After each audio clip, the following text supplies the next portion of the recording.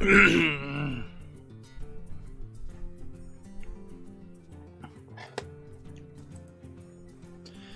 everybody, this is Rydo and we are back to another recording of Hearthstone. Today is Friday, October 12th, and I got worse with the insomnia, not better.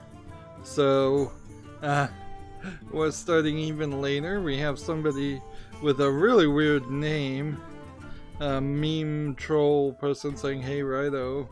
At least that's what their name seems like, so I'll just say hey back and we'll see how that goes.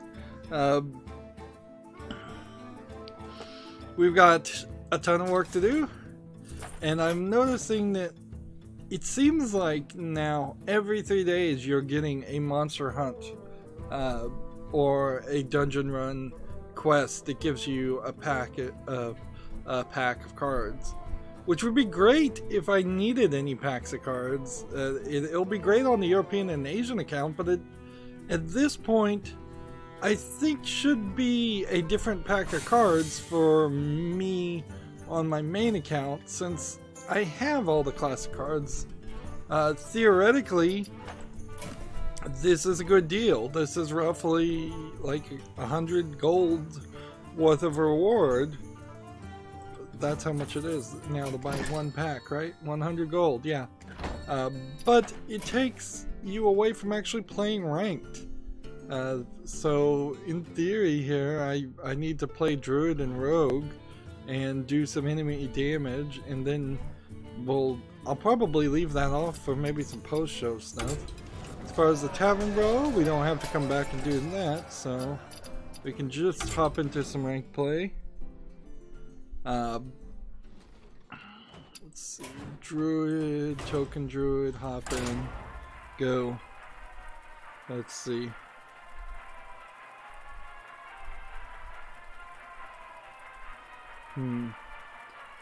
The person says and then he says his name. I don't want to put that out there too much. I changed my name a while back and I'm probably going to change it back soon. Okay. Yeah, you're gonna get banned with a name like that. Frankly, you're gonna lose your account.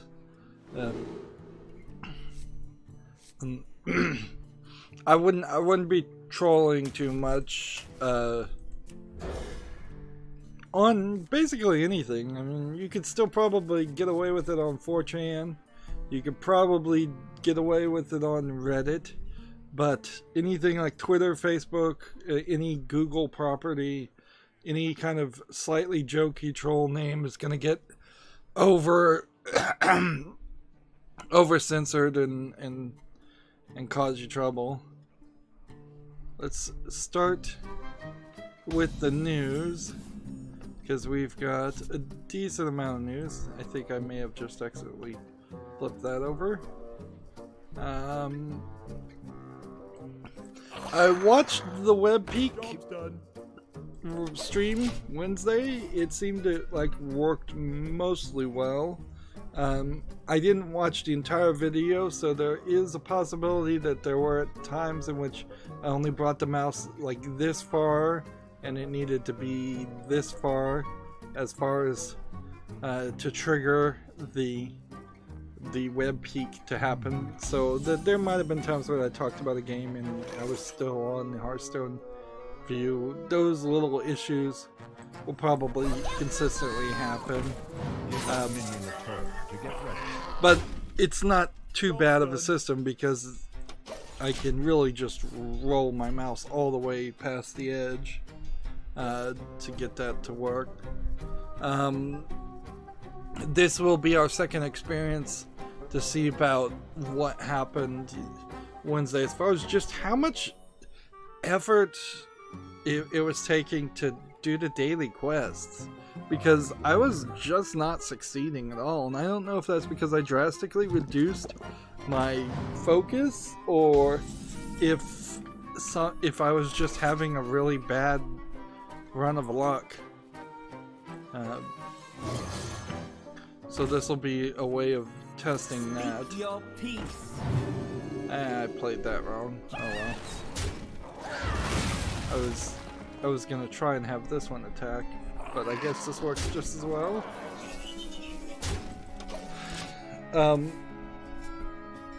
In between Wednesday and today, I did some scheduling, I believe, and started recording some things for November. I'm going back. In November, I do have some games still. Like, every year I get a certain level of games that are free, and I want to stick to spotlighting those games and spotlighting games that I'm never going to play. For instance, playing Super Meat Boy, which I had to force VSync from using the NVIDIA control panel just to get Super Meat Boy to even run properly. But yeah, I did 30 minutes of that, and I couldn't even beat the boss, and I knew that was always going to be the case for games like that require precise movement and a lot of practice. It's just not something that my arthritic fingers can tolerate anymore. So yeah, I knew from the word go I was never gonna play Super Meat Boy, so I did a spotlight on it, and that was that.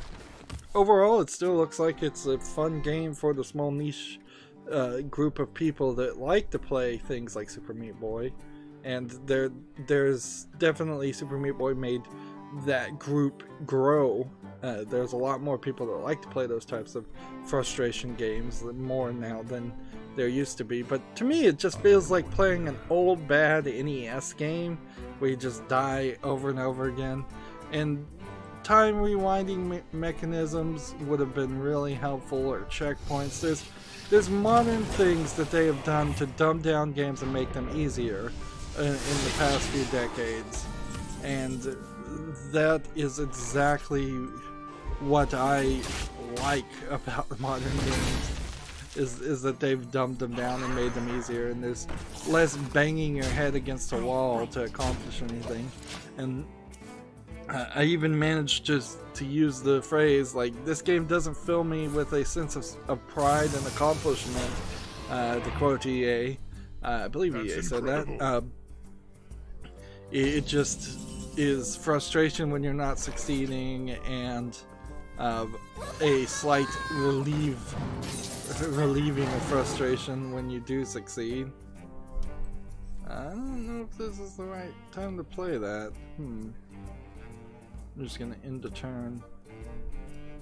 Let's see, I guess I could do this. And this. And then in the turn. I played some other games. I'm thinking about doing Fez, but I'm also thinking that maybe that will be December or even January, because if I'm ever gonna get ahead in anything, I need to stop trying to fill in time slots, and I need to just abandon a time slot and bring it back later. So I really should probably, for the days, the 1 days of footage, spread that amongst just like Mondays or Wednesdays of November, and say, look, you're gonna get one episode in this time slot per week, instead of, well, that just turned out even worse.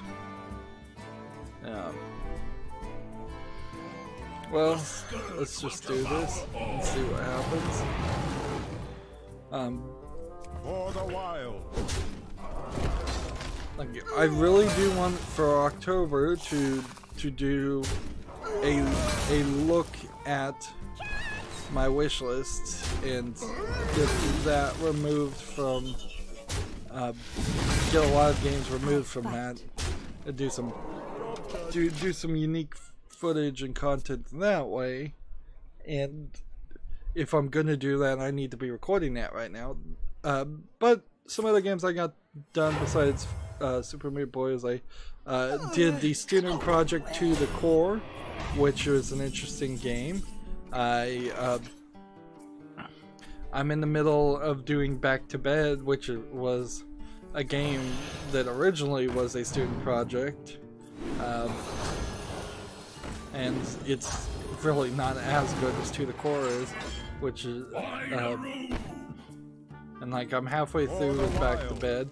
I played a Sega game that I got for free called Renegade Core or Renegade Ops, which looked like a pretty good game, but it's a driving top-down twin-stick shooter game, and it really was just a good reminder to myself that, you know what, you don't really like driving top-down twin-stick shooter games.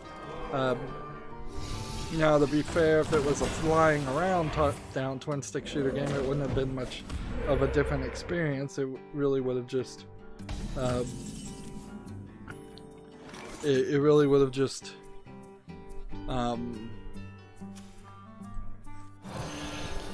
still only been so interesting.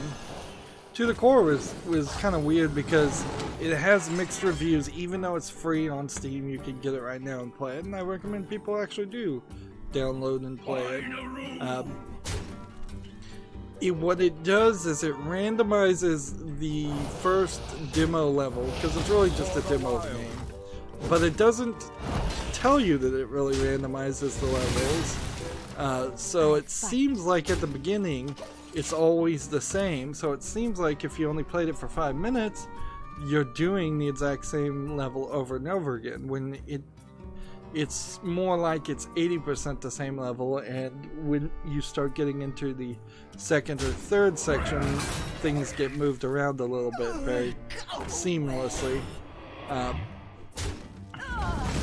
And it fails, I think, inherently to just have a big old warning screen at the beginning of launching the game to say, hey, this is a student project, this is a demo game, this is not a complete product. And without that getting drilled into people's heads, I could certainly see why people would have mixed reviews with it. I'm sure I probably played maybe one more game, but I'm really not thinking too much,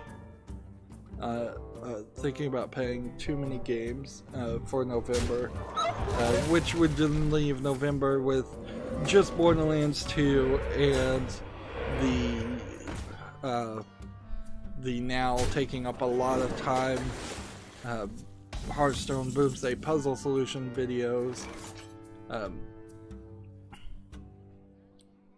I've found another thing to nitpick on YouTube is apparently on your main YouTube page you can create a shelf, is what they call them, which is just a row of things, whether it's a row based off of a playlist with a bunch of videos on it, or you can do one that is called multiple playlists, where you can then select playlists and do that. Unfortunately, there's like no integrated system beyond that, so so you can't make a multiple playlist, basically playlist, unless you take up one of the, I would say there are 8 shelves open to you on YouTube. So I am at the level now where I probably have at least 4 or 5 playlists for every letter of the alphabet, but I can't make 26 multiple playlists. Let's see, that was Druid, that didn't work at all. Let's try Rogue.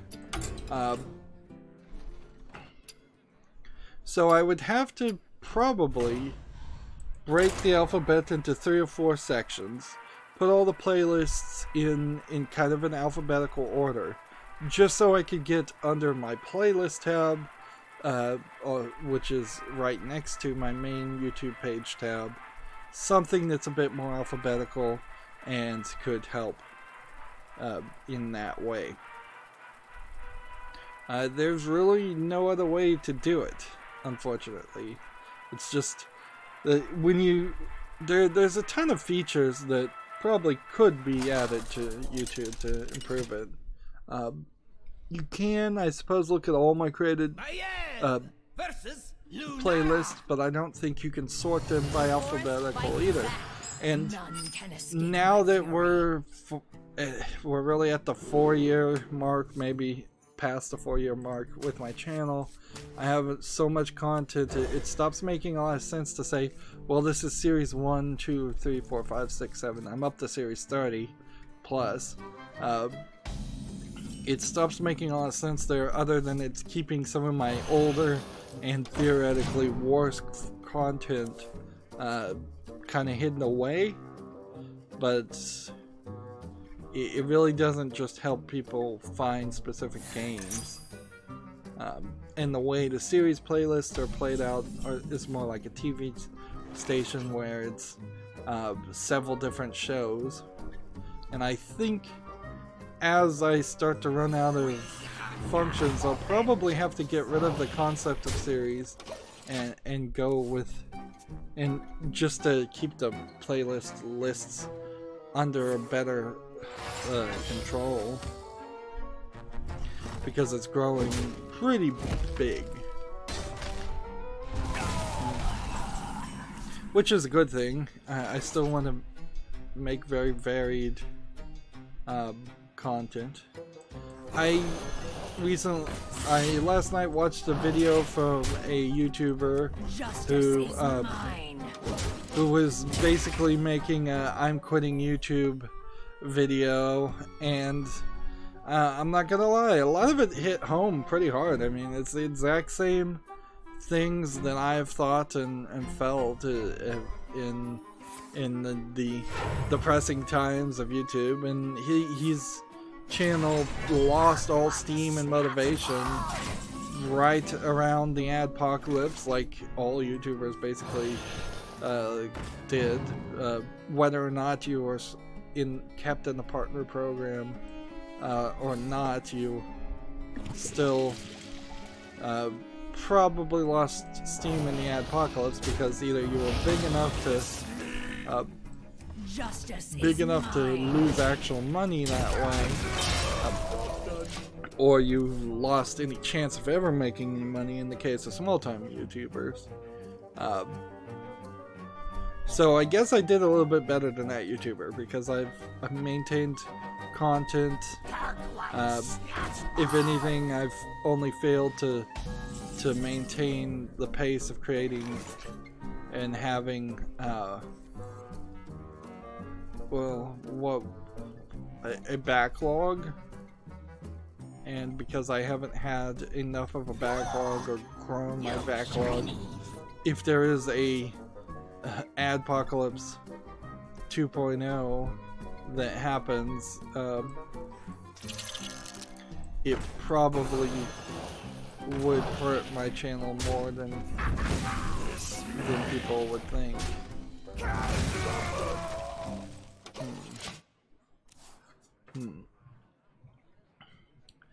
Let's go into the news, because I want to probably have a quicker experience since I started late. I don't generally, I think I want to go to 11 p.m. and like almost certainly that means if I do any other secondary recording or work at all tonight, it'll be in the middle of the night.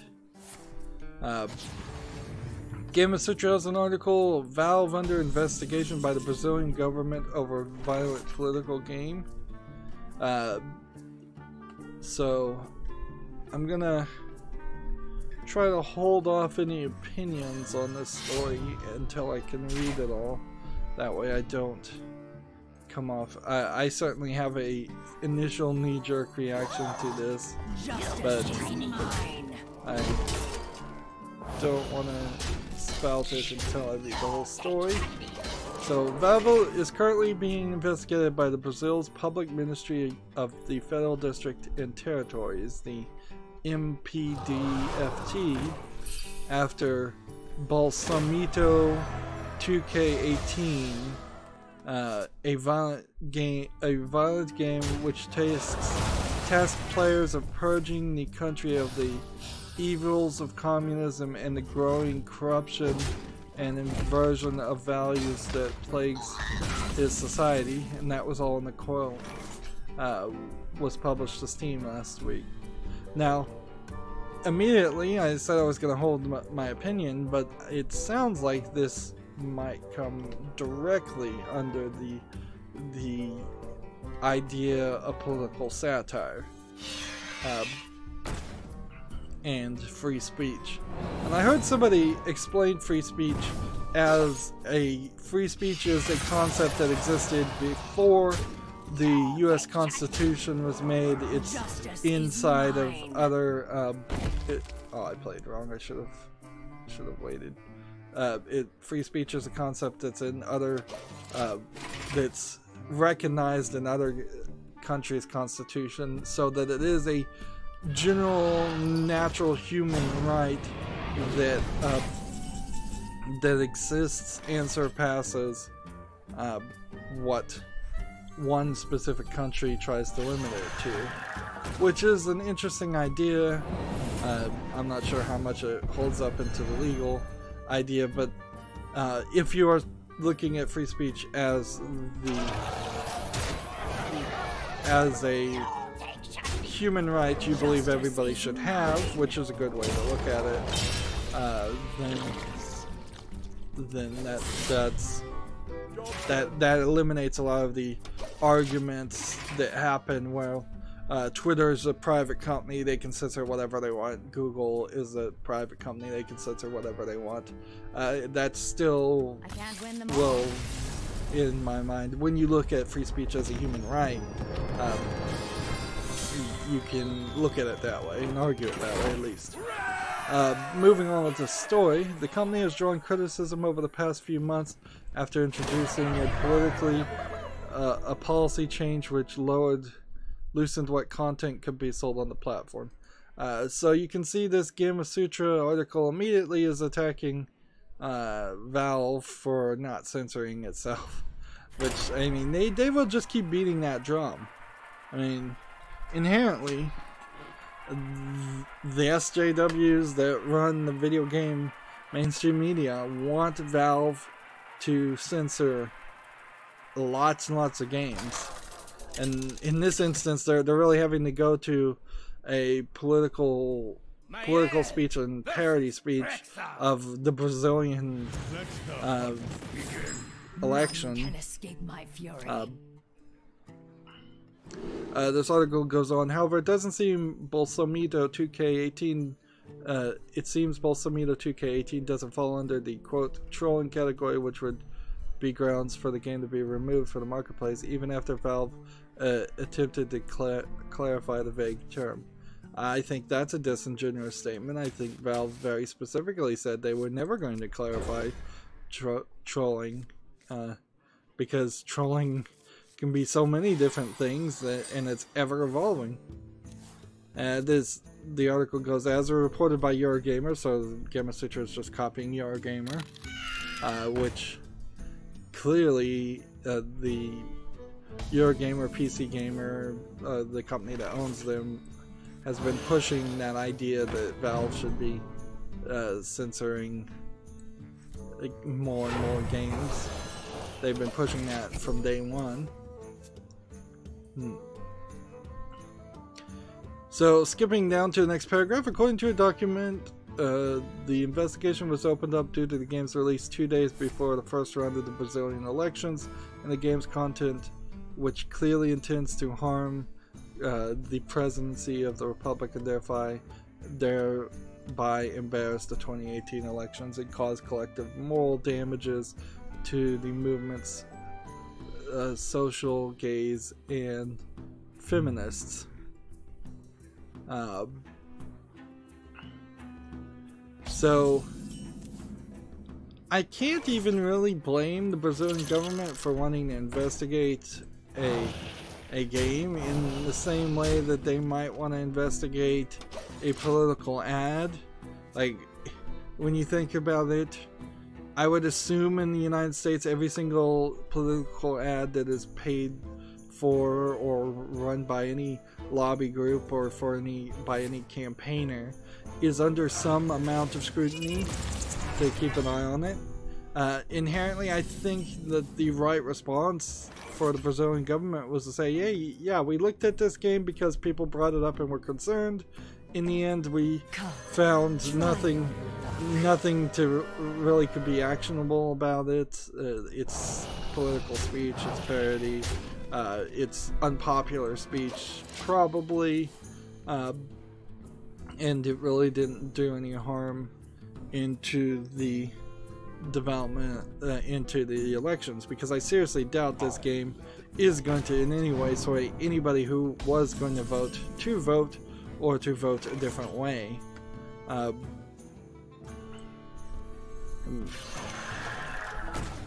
think Brazil probably, as I move into my own personal opinion, they probably have bigger issues on their hands. On the other hand, if this turns out that this is like some kind of foreign state interference, and it turns out that Bolsomito 2K18 was developed by the Russian government to influence the election, then they should investigate that, and they should know that. But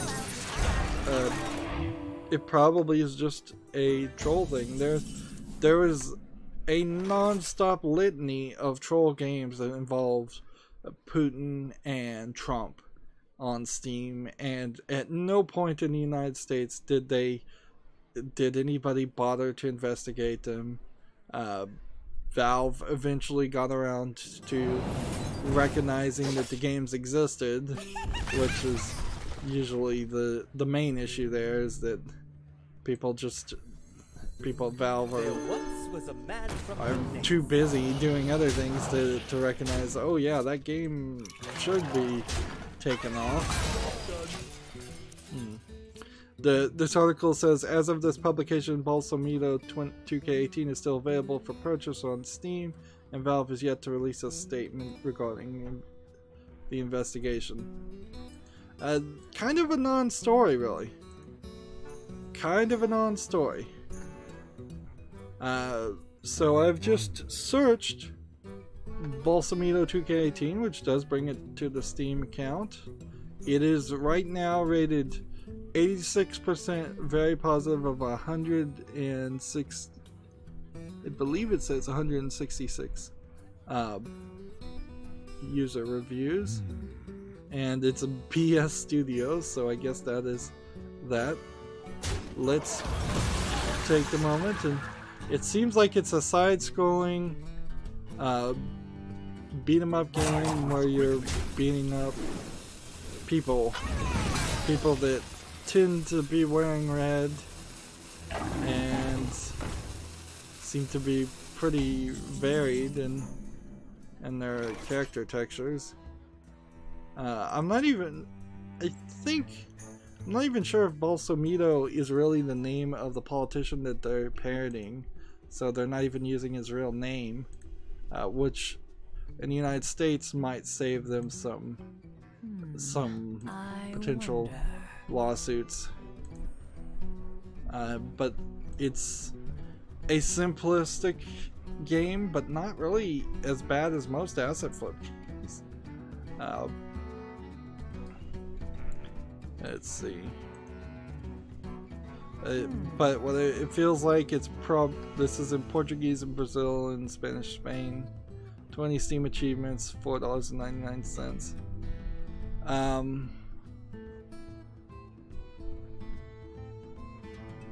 This really just looks like a political satire game. It really doesn't look incredibly offensive or incredibly even that political. I don't see any reason why this game should be singled out. I think, if anything, video games need to be considered a part of free speech and artistic speech. If you were, well, and don't even have to go if, there was a Barack Obama painting made when he was running for the first time to be president, that said hope and had red and blue colors around it, and it was very popular and it was used a lot. That hope painting was considered a artistic form and a way of expressing speech. I don't see why video games should be any different. This is a politically charged game, and perhaps maybe Steam needs some political tag that maybe filters things now that they've gotten past. There actually is a politics tag already, so maybe they say, hey, if this game is overtly hyper political, maybe that's something else people could opt into not seeing. But I really don't see any reason why this game should be taken down. I don't see any reason why this game should be singled out. If the country that Brazil is investigating this did like try to find Steam or ban Steam on there, they're really going to make themselves look really bad and like they're a totalitarian government that can't handle the smallest bit of criticism. One would hope that the Brazilian government can handle political satire. And that Brazil is not like China, where everything must be censored and everything must be blacked out and everything must be approved by the Chinese government, because the Chinese government inherently feels weak.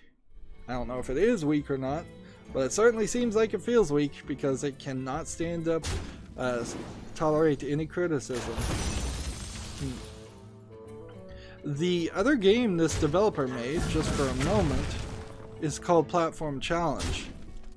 So, unless you were inherently making a game that came out April 2018 as a preemptive move to look like you're a real company, this looks like this is a real game developer or development company that wanted to make games of moderate quality and wanted to make money on those games of moderate amounts, 99 cents.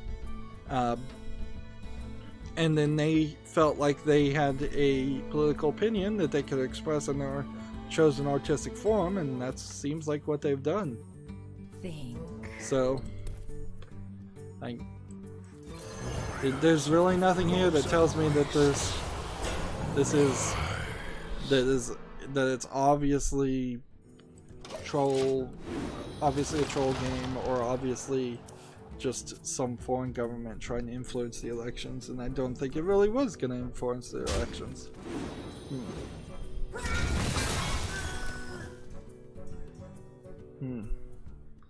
Tragic Master put on the chat a while ago, and I've been ranting. Rights and freedoms do not end where snowflakes' feelings begin. That is a saying that I agree with and have heard before, certainly. Yes. Of course, in this instance, the snowflakes in question seem to be the Brazilian government, which is particularly problematic. But let's see. Justice is mine. What can I do to not die here? Nothing, so I'll just work on my progress to doing 65 damage to the hero. This is the exact same article from the exact same source.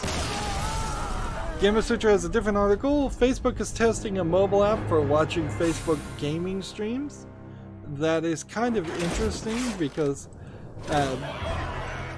when you think about it, YouTube gaming, and as a separate app, has just been given up on and shuttered. And, well, not shuttered as much as merged into YouTube itself.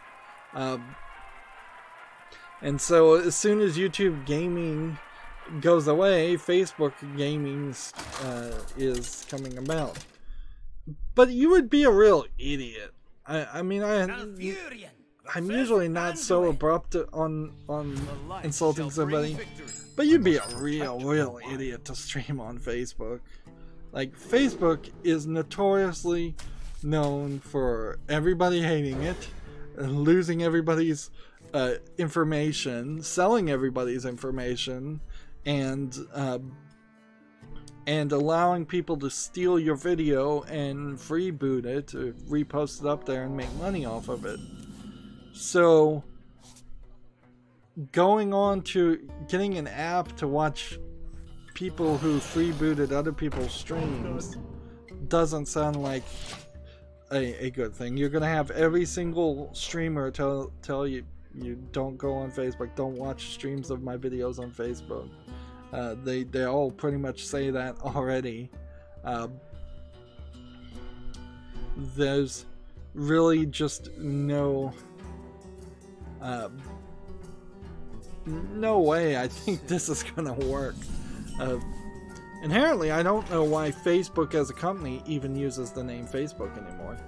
Like, clearly the smart move would be to call it something completely different that doesn't have any name recognition, and just be this shady corporate entity that owns it. Instagram is a great example of that. Like, tons of people love Instagram and can at least turn a blind eye or don't know that Facebook owns Instagram.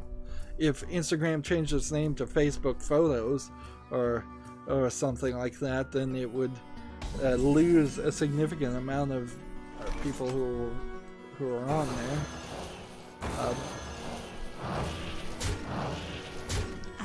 If anybody was gonna make a mobile app for watching streams, it would probably be something like Discord that doesn't have one already, or some new service.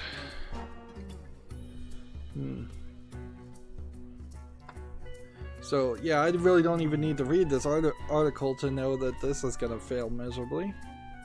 So I'll close that just to save some time. Gamer Sutra has another article. Gamer Sutra has become kind of one of 3 news sources, and since they just kind of repeat about 9 other news sources, it's a good way to funnel the real news and eliminate the BS news. John Carmack and ZeniMax have ended their legal dispute. The legal battle between id Software co-founder John Carmack, who would have been, I think, the creator of Doom and Quake. I think he made he did like Wolfenstein 3D, I think is what he did. I should probably investigate more before shooting my mouth off. But John Carmack, co-founder, and id Software owner ZeniMax, which ZeniMax bought them out, and ZeniMax is a horrible company. ZeniMax also owns Bethesda, by the way, which there's some more Bethesda news coming later today. They have ended a related dispute between they've ended their dispute, although ZeniMax and Oculus's rages on. So basically, as I understand this, and this is where my quality as a reporter will be shown to be poor, is because I'll probably misremember all of this completely. I believe what happened is ZeniMax felt like John Carmack took information and knowledge that was proprietary over to create, he just kind of stole that as he left ZeniMax and id Software and created Oculus Rift. And it was kind of questionable whether that was true or not, or whether it was just ZeniMax wanted money for the massive success that Oculus Rift looked like it was going to be. This was in the early days of Oculus Rift. Nowadays, Oculus Rift doesn't really look like it's inherently super successful. And so ZeniMax was asking for like a percentage of all sales. Let's see. And then Carmack was countersuing for back pay and stock options, and it was just a really ugly lawsuit. And one of the rulings certainly seemed like it came down, if I can recall correctly, that Carmack did steal some intellectual property from id Software and ZeniMax, but there was always in the back of my head a slight thought of, did this court even really understand what it was ruling on, or is it just such a technologically inept court that their ruling really would not make any sense to anybody who understood programming. I guess at this point, the quote here is, "My personal legal disputes are over," reads the tweet. "ZeniMax has fully satisfied their obligations to me for the purchase of id Software, and we have released all claims against each other." So, like, yeah, he was owed money for selling id Software to ZeniMax, I guess. The Oculus appeal, meanwhile, deals with an earlier dispute between ZeniMax, Oculus, and individuals related to the company that accused Oculus of building its flagship VR technology on tech and information illegitimately obtained from ZeniMax. I could have just read this paragraph instead of doing that from my memory. The initial case on that issue concluded in early 2017 with the court awarding a total of $500 million to ZeniMax on the grounds of a broken NDA, copyright infringement, and false designation. That's a phrase I haven't heard before. False designation. The light protects me.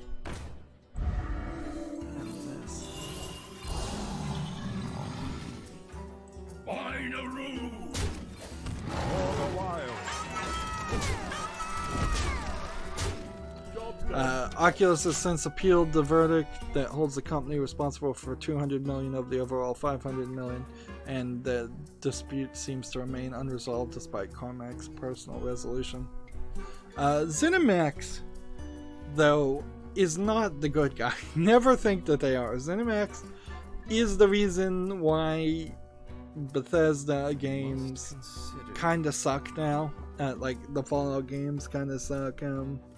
In particular, they're out to sell you horse armor and rip you off and have you play poor quality games like Fallout 4, and Fallout 76 is coming around the corner, and it still probably is going to be just as money grubby and bad as Fallout 4 was. The only games, Bethesda games that have somewhat not been bad are the more recent, like, Doom game, I would say. But then you also have kind of the Dishonored series not really getting its due, and very possibly not getting another game in that series to even make it a trilogy, just because it didn't sell enough. Let's see. If I search ZeniMax in general, let's see. Its subsidiaries that ZeniMax owns is Bethesda Softworks, ZeniMax Online Studios, id Software, Arcane Studios, which I believe would be the developers of the video game, the Batman video games. I'll look at that. Tango Gameworks in Tokyo, and Machine Games in Uppsala, Sweden. Defunct companies they had were eNexus Studios, XL Translab, VR2L, Mud Dog Productions, Flashpoint Productions. Those defunct companies, to be fair, I haven't ever heard of. Let's see. Games developed by Arcane Studios, BioShock, Dishonored, Dishonored 2. Yeah, Arcane Studio does the Dishonored series. So that there is some differences, it seems, based on studio. But I would personally say that I don't feel like ZeniMax brings those companies together and helps them create better games. It brings those companies together and has them basically just try and suck money out of the player. And ZeniMax in general is extremely litigious and sues people like crazy. This lawsuit being a great example of that. However, moving on, because we kind of have two more Bethesda stories. Like, clearly a lot of decisions were made recently at Bethesda and ZeniMax. Gamasutra has a different article. Bethesda teams up with the West Virginia Tourism Office for a Fallout 76 promo.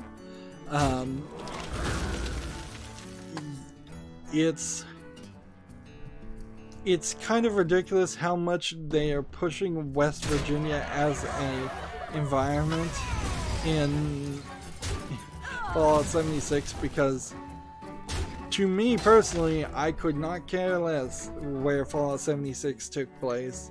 If it's just going to be a forested region, you're talking a significant portion of all of the United States is a forested region. I didn't do that right. Did not do that right at all.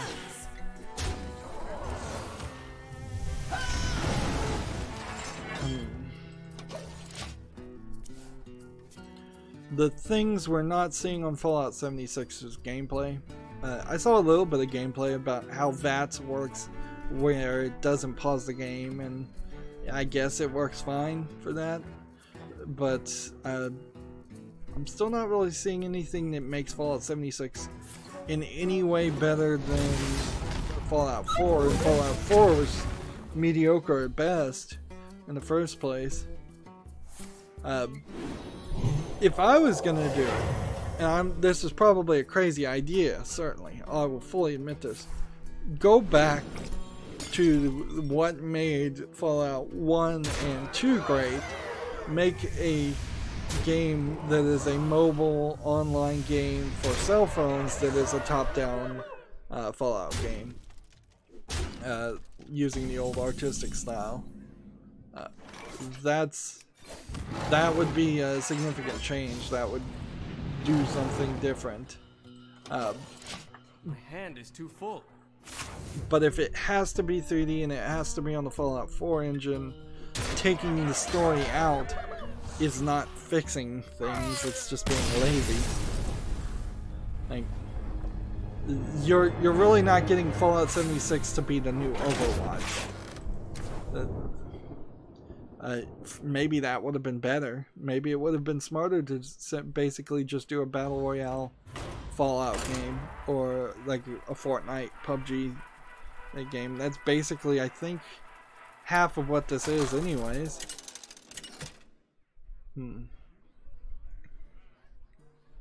Yeah, we'll just have to wait and see. First game we look at Steam is called Exchange. Exchange is a low poly multiplayer first person shooter madness. Well, if you're describing your own game as low poly, then you know you've failed. Generally speaking, if it's low poly, that's either because the Unity asset is low poly in the first place, or you've run a very simplistic filter over it. But this is a multiplayer game that doesn't look very good. First person shooter. It's in English and Turkish. That's an odd combination. Early access 15% off for $4.24. Yeah, that game is not going anywhere as far as sales. And I'm gonna try and keep things a little bit faster, so I'm gonna try to be stringent on not looking at game companies and deciding whether or not they've developed a previous game or not.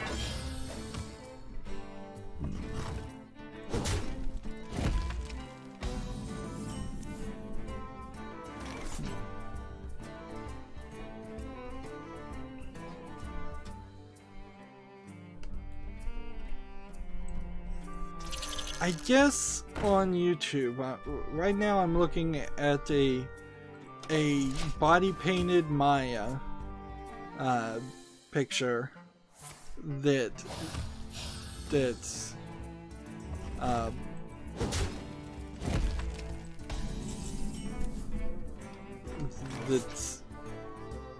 Borderlands retweeted, but the problem with any body painted picture is that most of them, which are done on Twitch, or most of them in general, are girls who are in some way topless, and then they're painting themselves. So you can at least see something. Like in this picture, for instance, I can definitely see a belly button that's been painted, so I know that's paint on bare skin. Sometimes they'll do like pasties or small bra and paint over that, but for most part, the whole idea is to do this low quality porn in a world where you could easily get porn in so many other places. And I just think for YouTube, it's too dangerous to show this picture. And in that same thought, I would say that I feel like for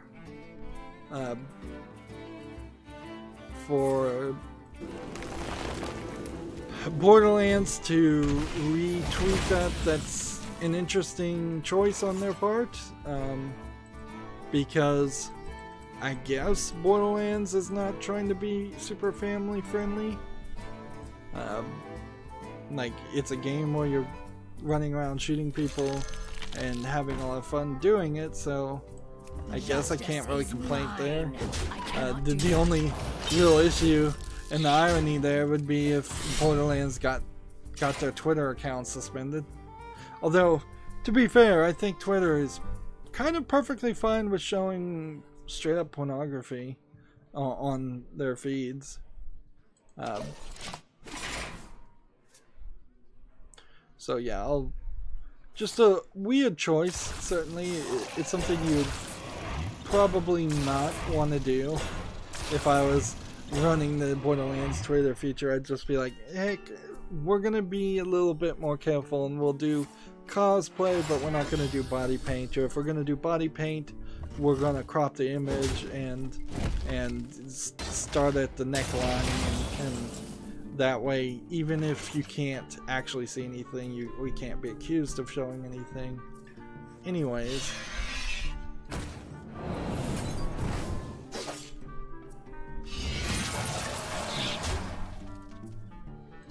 Justice is mine. Just keep on beating up on people. Let's see. Let's get this next tab loading. TechRaptor has an article. Command & Conquer Remaster is coming for the series' 25th anniversary. I saw on Reddit a producer of the Command & Conquer series put a post, and basically it's basically an apology post for the fact that they came out with that mobile game called the Command & Conquer Rivals, and it was just kind of pissing all over the history of Command & Conquer, particularly considering how there hasn't been a new Command & Conquer game in an extremely long time, and if they were going to do anything with the series, it should have been a legitimate new product, new PC top-down strategy game. And they're still not really doing that. They're just now saying that remasters are coming. Maybe the post I saw was is we're open to your ideas. Give us your ideas. Let us steal your pitches so we can figure out something we can do in 2020, which was the 25th anniversary. So there's no pre-production here. It's pretty obvious. The remasters very easily could be almost nothing too. Like, it really could be. We'll just have to see.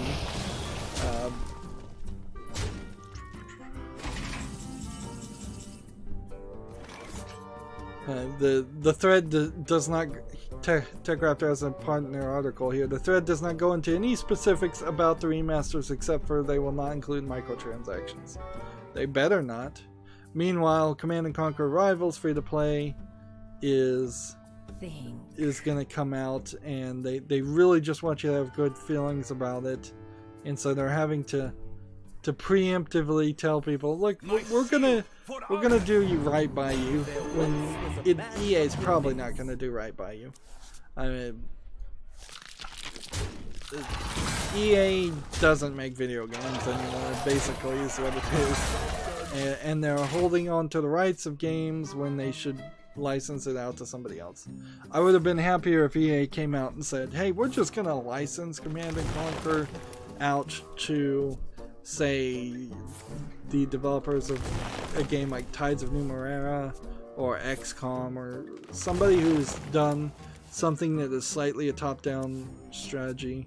Like if they were going to license it out to Riot Games, the makers of League of Legends, that would be fine. If they were going to license it out to Blizzard, that might be better.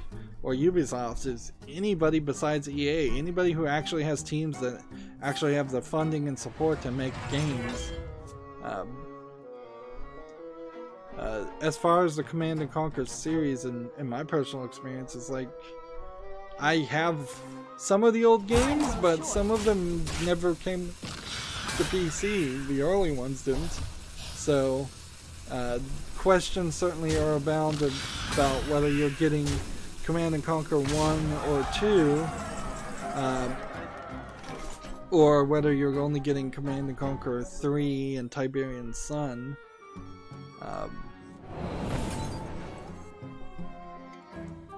Let's see.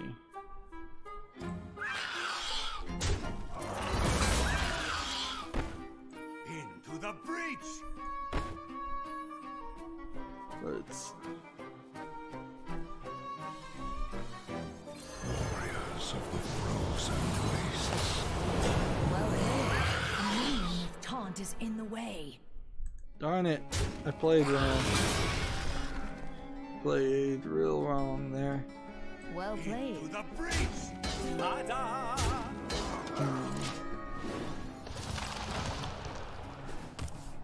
Like, really, there's, I guess, not much more story to say about the Command & Conquer's remaster.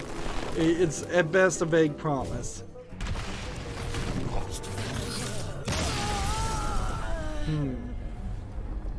So we still got a ton of news. And we're not really getting daily quests done in an hour. So let's think about what's going on here.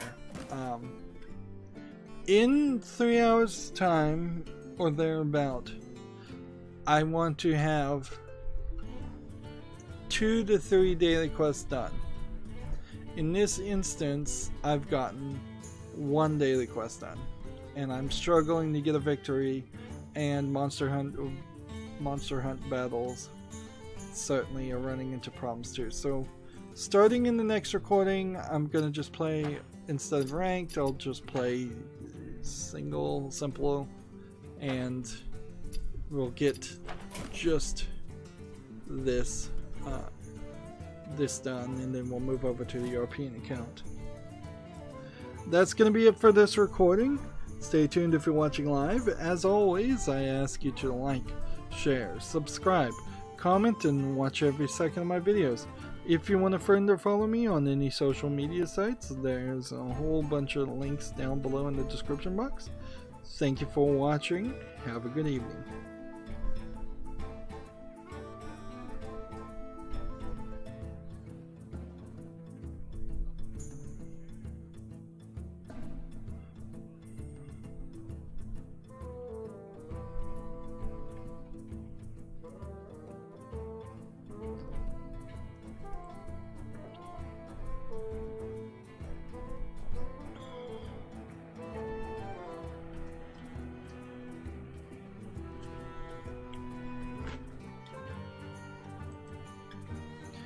Hey everybody, this is Rydo and we're back to another recording of Hearthstone. Today is Friday, October 12th, and we are trying to get one more victory at least done, and then I'll probably leave this till later.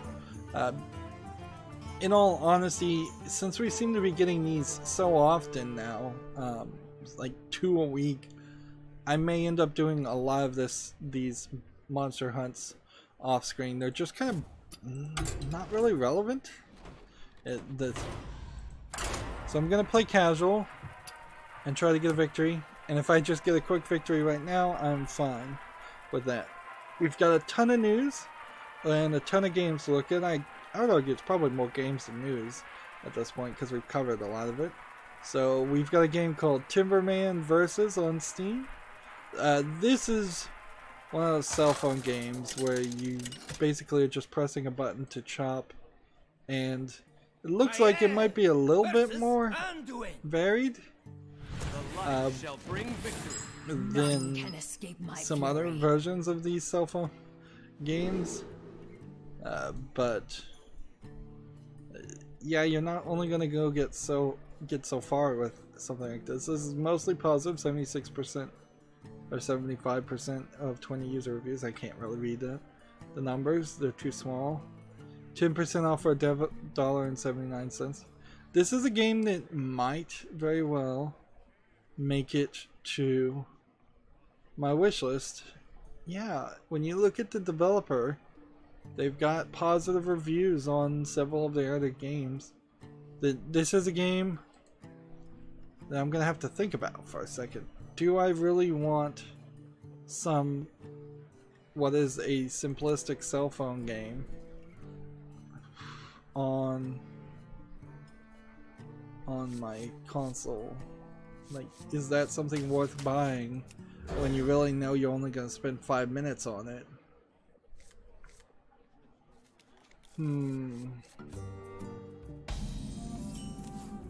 No, I think I'm going to have to be a little bit more picky. Well, this probably is a fine game for what it's offering, and it's being pretty obvious and honest about what it's offering.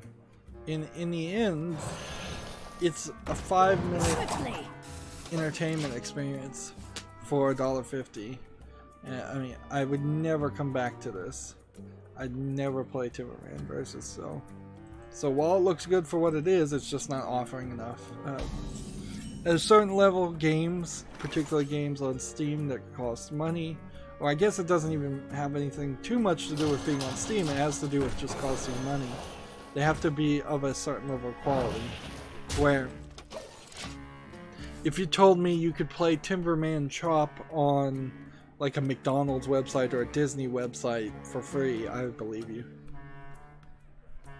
Let's see.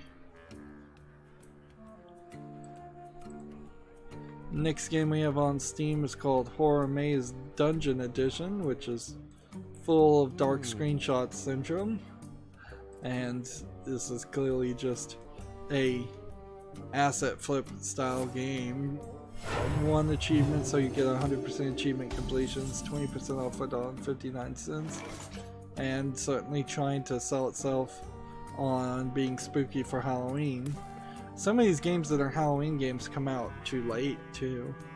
Like, honestly, if you were gonna have people buy a Halloween game, you'd want it to go on sale, I think, at least October 1st, if not September 15th or earlier. You get it out there early and get some name recognition. Maybe you do it the last week of September, so you can build a week of recognition and have people do it.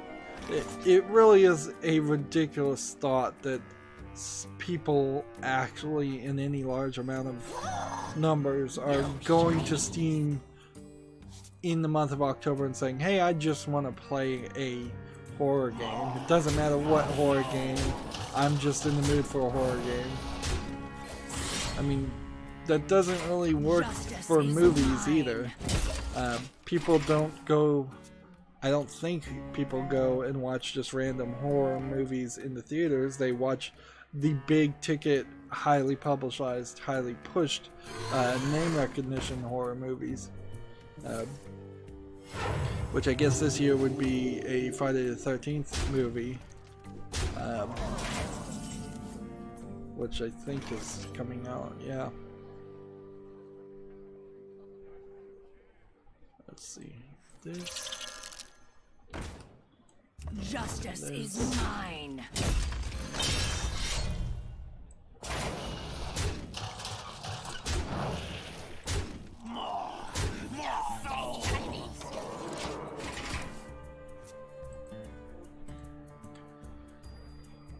Next game we have on Steam is Horror Maze Sci-Fi Edition. By the way, this developer, Drunken Apes, it's the exact same price, exact same amount of achievements, exact same logo for the achievements. This developer, Drunken Apes, is a troll developer. If you didn't recognize that immediately. I don't know why it takes Valve so long to catch these troll developers and stop them from putting games on Steam. I guess perhaps it's because some troll developers are worse than others and do very offensive things, where others just put out low quality games, and maybe Valve thinks that they can just drain them of their money. In the end, the idea that Valve is keeping some troll developers, troll publishers on Valve so they get $100 every time they publish a game is a bad thought, because almost certainly those $100 is coming out of somebody else's pocket. Whether it ever gets reported or not, I could almost certainly guarantee you that troll developers are getting credit card numbers one way or another in fashions that they shouldn't be. I mean, it could be as simple as they're using their parents' credit cards, and yeah, I think you don't want to do business with people that you know are unethical, and I think for video game publishing and development, it is unethical to put out troll games and joke games, and so they should kick them off. Chekraptor has a review for Unforeseen Incidences. Incidents? Yeah, that's it. It's a point and click game. They give it 8.5 great summary. Unforeseen Incidents is a smart, well-written adventure game that keeps you on the hook from start to finish. Pros: fun, stylized art, compelling story, sharp writing. Cons: no hint button, doesn't fully explore the interesting character points. So that game is on Steam. It's rated very positive right now, 91% of 83 user reviews. So it's probably already on my wish list, but I'll just double check when I see a review. That's a bit of a reminder, although in all actuality, there's still a good argument to not read reviews at all and just 100% get information from Steam reviews and people who are just, one would assume, more one with the general populace. Okay. Justice is mine.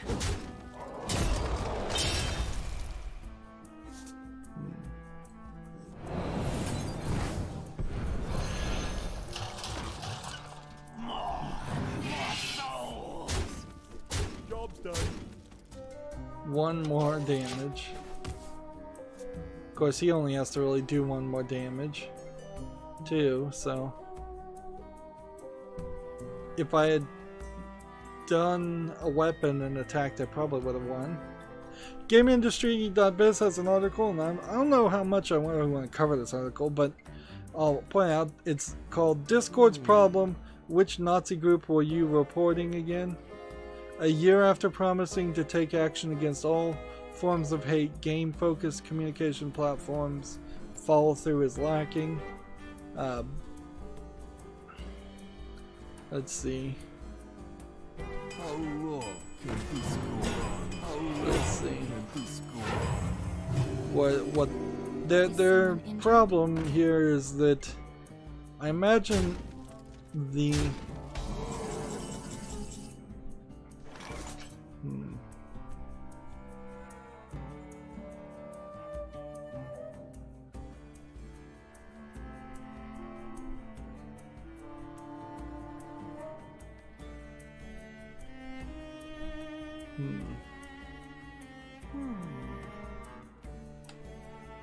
Their problem seems to be with people who have 1488 in their Discord server, which I guess is Nazi code, but then the problem with assuming something like that is that inherently everything will get turned into Nazi code, and saying hello will somehow become Nazi code for something. I could see, and they're saying that there are thousands of servers with 1488 in their name. I could see people picking random numbers and accidentally landing on 1488. Let's see. If you were born on the 14th month, any month, 14th day of the month of any month, and in 1988, I could see you putting your birthday in there and getting 1488 pretty easily. And it seems like all of this really isn't inherently I don't think there's really any more evidence that all thousands let's see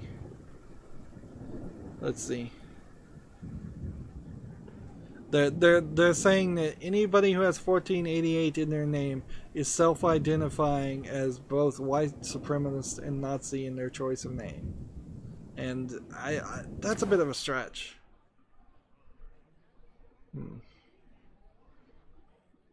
That is a bit of a stretch.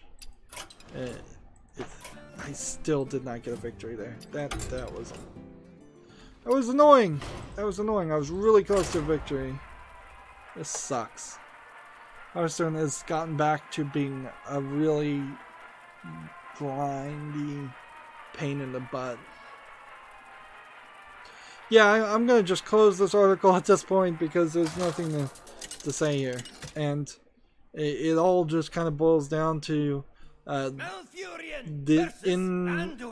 people's attempt to deplatform more and more people, not really caring if there's some innocent bystanders in the process. They will deplatform everybody, and I'm sure eventually they will literally try to deplatform everybody.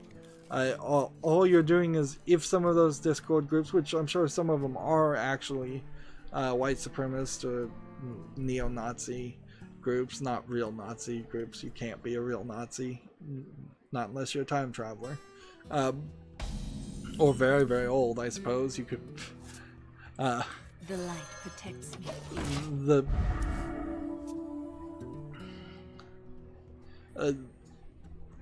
By shutting down their Discord servers, it really is just going to put them more on edge and feel like there's more of an actual conspiracy against them, because there is actual conspiracy against them, and it does not help bring that conversation into the sunshine where it could be cleaned up and people could have realistic, logical conversations with these people and say, here's why your line of thinking is a little bit flawed. Maybe you should consider it this way.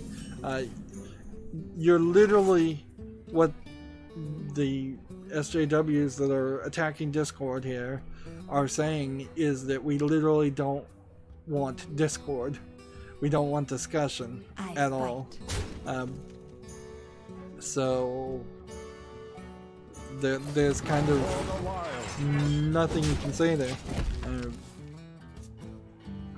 I'm all for free speech inherently. If Discord, if people want to make a extremist Discord group and talk to each other, it's probably a good thing, and probably also it makes it easier for the FBI to monitor and investigate those groups in case they are plotting any violent action.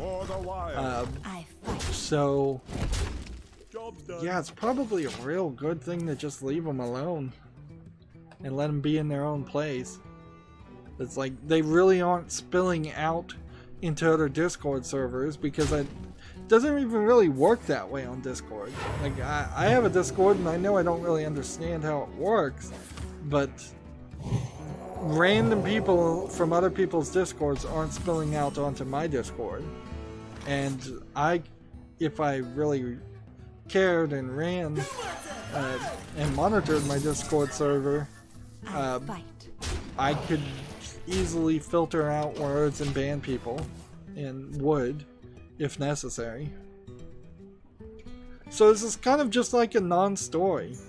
It's just the constant mainstream video game media finding problems to complain about instead of, you know what, just review games. Like, your job is real simple if you're a video game reviewer.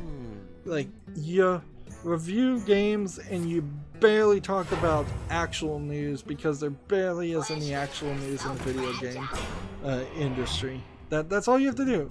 Just play the games and review the games. But so many of the mainstream video game journalists hate video games, don't really want to play video games.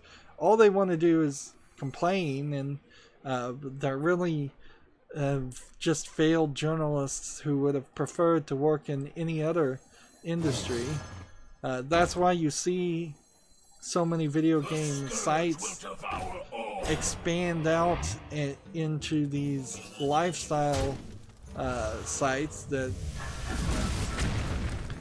are just about, hey, we're going to talk about geek culture and nerdom, we're not going to talk about video games specifically, or just video games.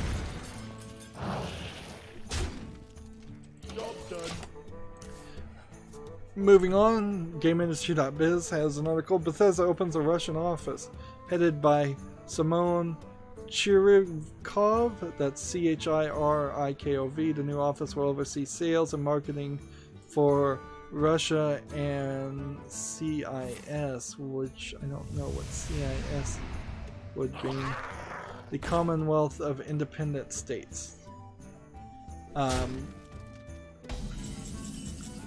Bethesda, ZeniMax, ZeniMax's parent company is seemingly all over the place, so it's not inherently amazingly surprising that they would make a Russian office. It's kind of weird in the political climate, I think, to make a Russian office in general, because it feels like you're probably not going to get a lot of work or beneficial work done, and instead you're going to end up paying a lot of money in bribes to oligarchs. That's what it seems like from an outsider's perspective. And the poor Russian worker just a few weeks ago had their pension pushed back well past their lifespan, so that people who have been working in Russia for a pension will probably never see a penny for it, and paying into a pension. I guess inherently it probably is a good idea to try to give Russians more jobs and employment, and help them pull themselves out of the general amount of poverty that is in Russia, but the amount of corruption in their country is probably seconded only by the United States as far as the 1% versus the 99%. But then that really gets more into a political thought and Bethesda's opening the Russian office. We'll see what they really do. Doesn't seem like they're actually developing any games or anything. It seems like they're just selling the games they already have. It feels a lot like how everybody who wants to sell a game in China had to partner with a Chinese company before China decided they were just not going to let video games be approved at all, which is where they are right now. Moving on, Gamer Sutra has an article. Ubisoft has a free-to-play mobile Assassin's Creed game on the way. So, Ubisoft is full of BS. You kind of have to admit that. Like, there was a couple of years ago talk that the Assassin's Creed wasn't going to be this annualized thing. They're going to take their time. They're going to do it right. They're going to, with Origins, they're going to really make a good game and not put out some of the poor, low-effort Assassin's Creed games that had come out before Origins. Clearly, they had no intention on really following through that, because now we've had Origins, which was a really big game, and then we've got Odyssey, that's a really big game, and now they're coming out with a free-to-play mobile game. And I wouldn't be surprised if there's some kind of Switch exclusive or VR exclusive. Like, it's just going to keep on coming. They cannot stop themselves from milking the teat of the Assassin's Creed cow. That's an interesting phrase I chose to use there. Let's go over to the European account on Hearthstone, because if there's anything that I would want to skip, it's probably the monster hunts. They're pretty simplistic.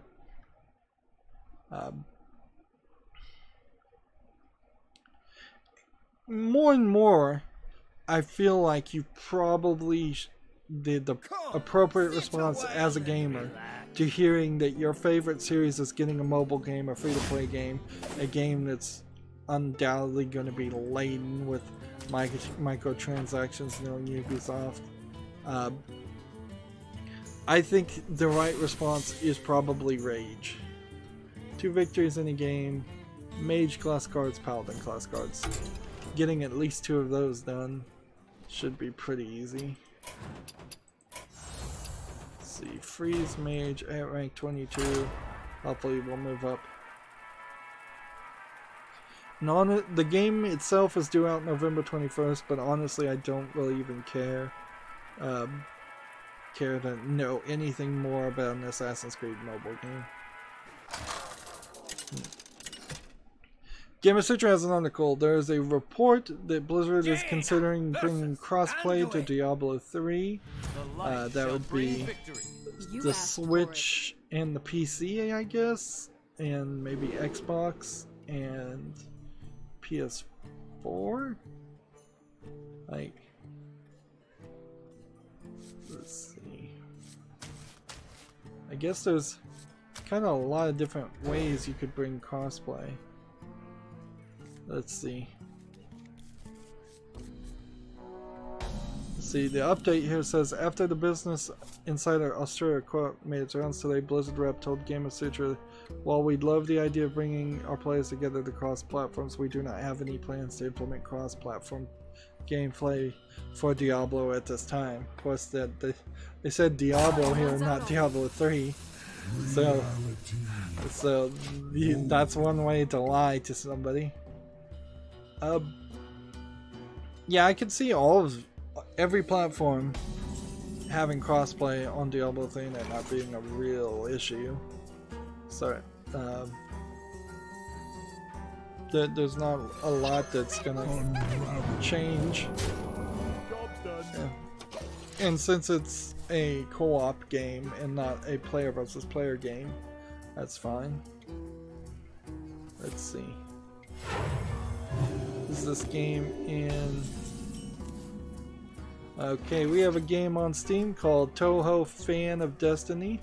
Now, in first look, when you look at this looks like a Japanese anime thumbnail on a girl, but then when you look at the actual game, it's 3D animations that are top down and don't really have that much to show. and as I'm clicking through each screenshot, notice how you're just not really seeing anything. I scrolled down here, and just to make sure there was no nudity in here, this is a top-down twin stick shooter fighter game that is in simplified Chinese and Russian. So, you know, it's either a low effort Russian game or it's a low effort Chinese game trying to look like a Japanese anime. One's out on me.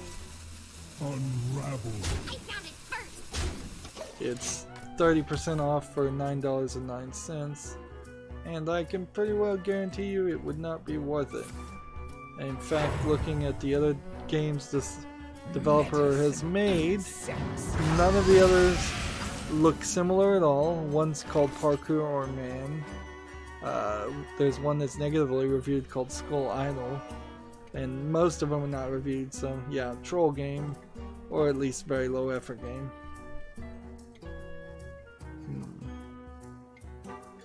Do I have enough here to make progress?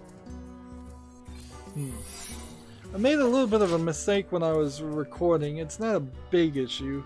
Yesterday, my sound noise suppressor, because I made some small changes to how I record games that aren't Hearthstone, my noise suppressor wasn't on, so things like my computer fan, my ceiling fan, my air conditioning all make noise in my room, and theoretically I would hope nobody is hearing it.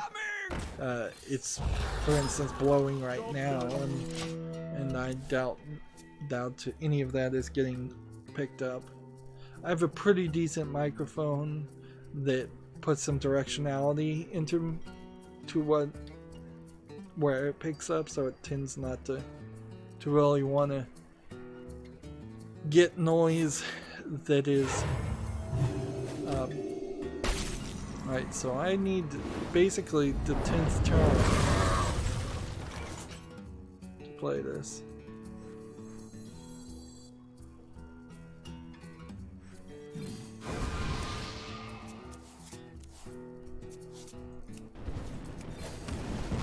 So I'm going for the standard Archmage Antonidas victory. If I can get to the 10th turn, play this and get this on in position.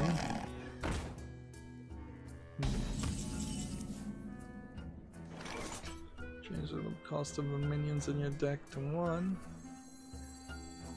The end is coming!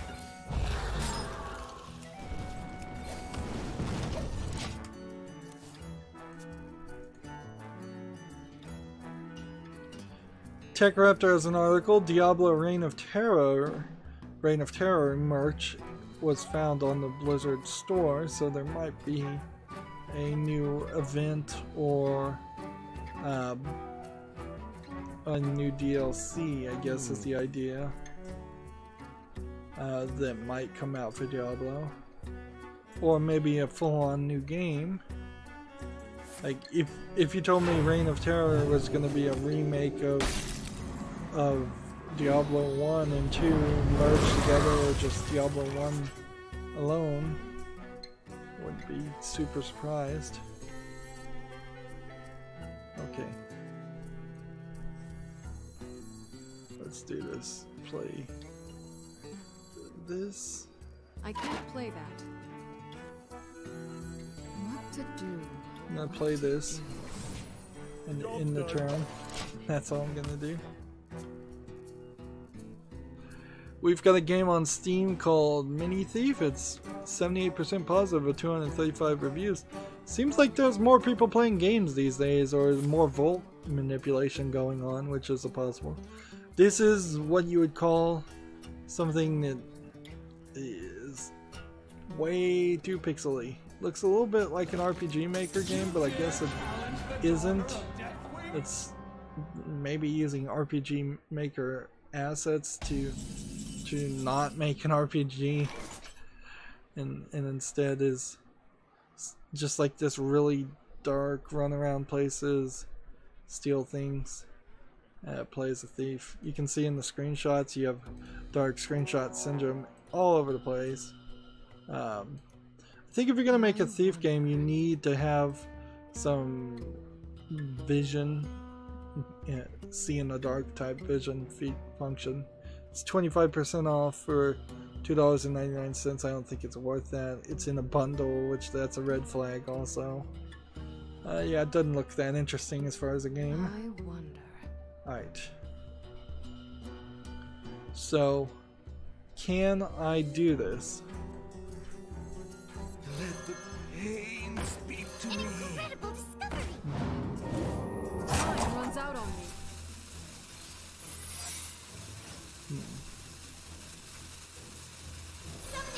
I'm just gonna hope that this works. I'm literally just hoping here that he decides not to kill my sorcerer's apprentice. Awaken my children.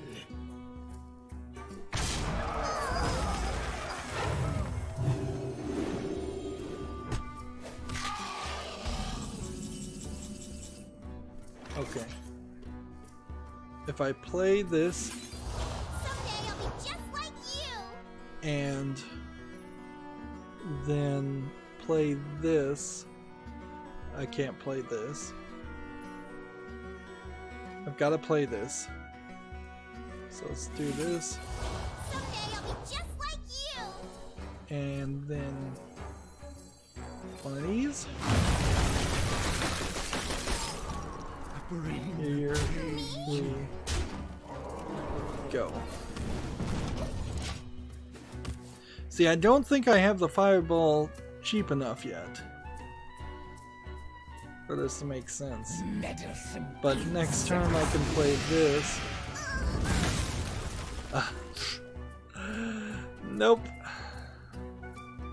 They screwed me good. That one card was all it takes to ruin that strategy.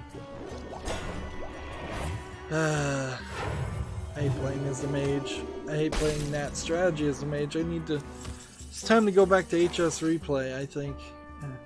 I guess I'll welcome a new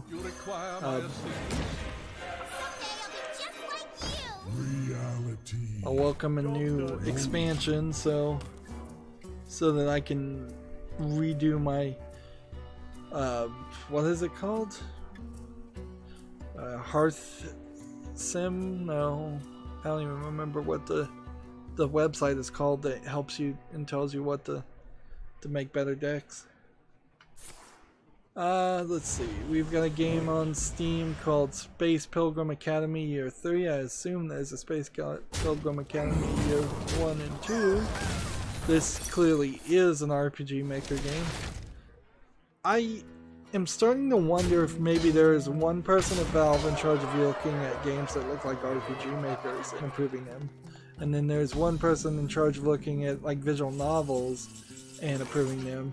And that's why we get these bundles of games that are often different. This one, it's in a bundle, it's $1.79, 10% off. No duh, it's an RPG Maker game, and immediately, if I can call it an RPG Maker game, that means I'm at a point where I am definitely not going to buy it. Alright, let's do this.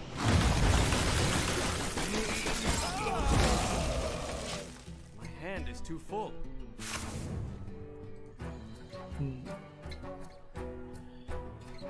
GameIndustry.biz has an article called "The Xbox Tanker is Turning." The subtitle is, "It takes years for a console platform to win back the hearts and minds, but Xbox is finally getting there. Now it needs to find and promote its unique difference."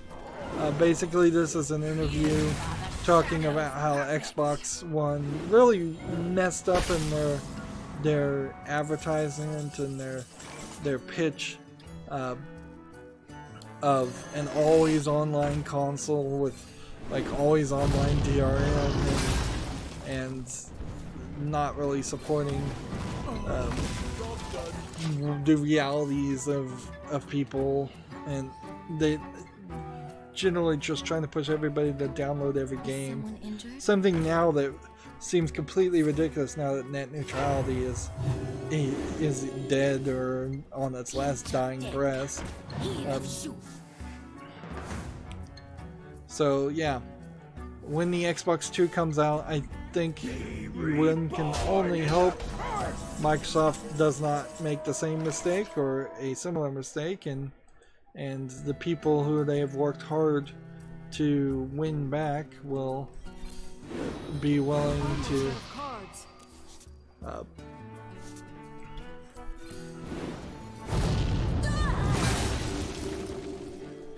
let's see.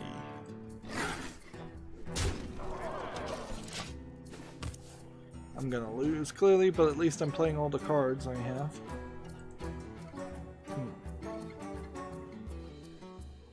But yeah, I hope that the Xbox 2 and Microsoft can keep the customer centric.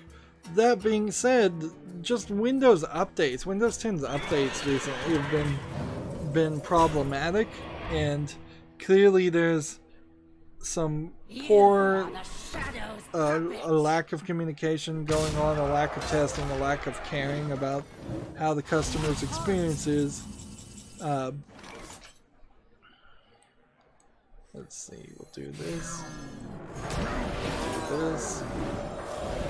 and we might as well just do this and then end the turn. See how this goes. Next game we have on Steam is called The War of the Worlds Andromeda. This is an interesting idea. It doesn't look very good, unfortunately. I don't know if this has to do with the actual play story War of the Worlds, or if this is just a name that somebody picked out of nowhere. Yeah, this looks mostly like an asset flip game. It's in English only. It's 30% off for $6.99. The Andromeda name in particular is the part that would tell me it probably doesn't have anything to do with the War of the Worlds story. And then you can see there's several people who are getting named as developers and publishers, and it seems like none of them have done anything else. I'm not a big fan of this small team concept where we're just going to have the developer be listed as the name of 5 people. I think if there's more than 2 people who should be labeled as developer, you at that point need to design the name and file the doing business as paperwork to make a small corporation of some sort, even if it's not really anything more than just paperwork. Yeah, that game does not look good. So, really not deserving the title of War of Worlds. Time runs out on me. Let's see, we can hit that. We can hit that. Smack that. And then end the turn. Yeah, but I've lost.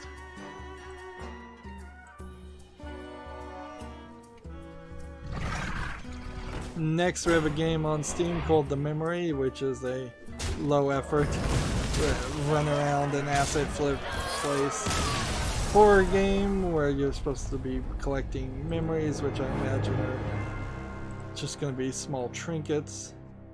You can see every little bit of this feels out of place and just copy and pasted together. It's an English and Korean game.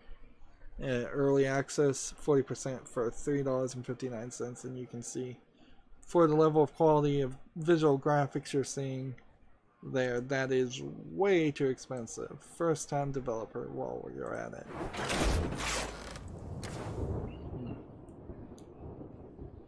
Well, that played nearly all the mage cards I needed to play. It just didn't get me the victory I wanted, so we'll just stick with mage and play one more game, and we should be good. GameIndustry.biz has a article, Warchild UK partners with Bandai Namco on 11/11 Memories Retold. Quote, together we can work together to end the suffering of children caught in the violence of war, says Elijah Wood, star of 11/11 Memories Retold. So Elijah Wood being the one of two celebrities who are getting into game development. I believe he was also the people behind that VR game that came out, Transference.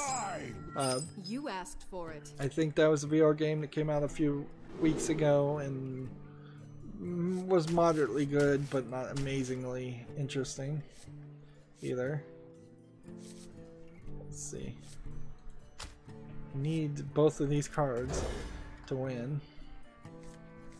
The partnership will see publisher Bandai Namco release a Warchild DLC for 11/11 Memories Retold when the game launches in November. Warchild UK is a charity that supports children and young people affected by war and works together towards a world in which no child's life is torn apart in military conflict. So, I suppose in the UK, children who are torn apart by military conflict is mostly like Syrian refugees and Middle Eastern refugees, maybe some African refugees. So there's probably a little bit of more political controversy in that in the UK than you would immediately assume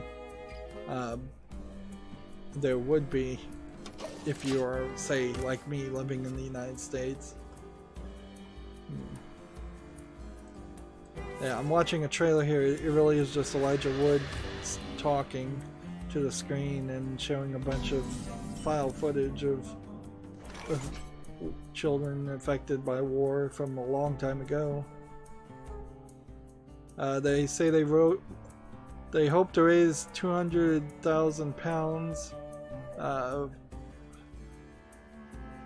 I guess there's really nothing more to say here. It's just going to be another charity thing. And I guess that gets it right back to my standard response on something like that, where I personally feel like video game companies should just not donate to charities. They should not pretend like they have souls and that they care about people.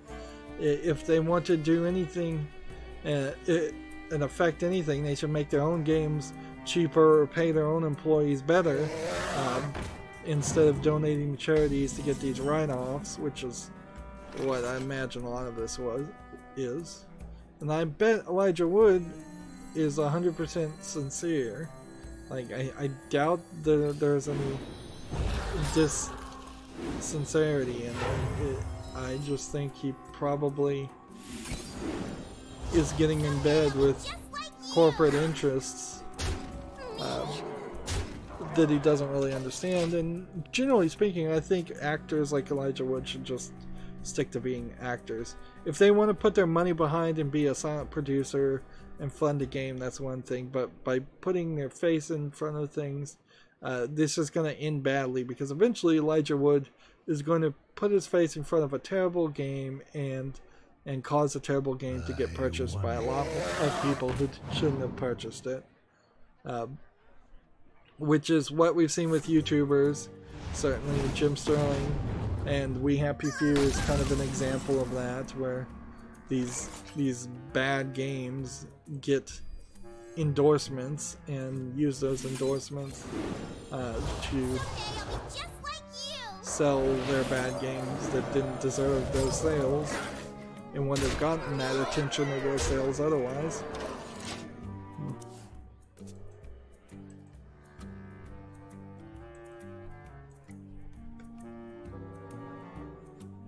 Let's see if this game is in English. Well, we've got a game on Steam called Unconquered Castle, which is a visual novel. Unfortunately, it's only in Chinese, so to be fair, some of these only in Chinese visual novels look a lot better than others. There are a few Chinese companies out there that actually try to do quality work. $2, 20% off for $3.99 if you can read simplified Chinese. This one looks like a good one, so at least they are putting some effort into it. Right, now if I play this, then I'll have 4 left to do this.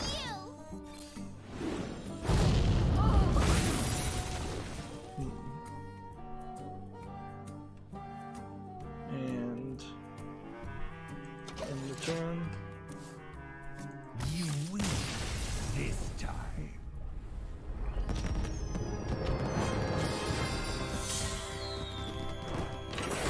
as a victory, and that should have done all of our mage class cards, so we can now move forward.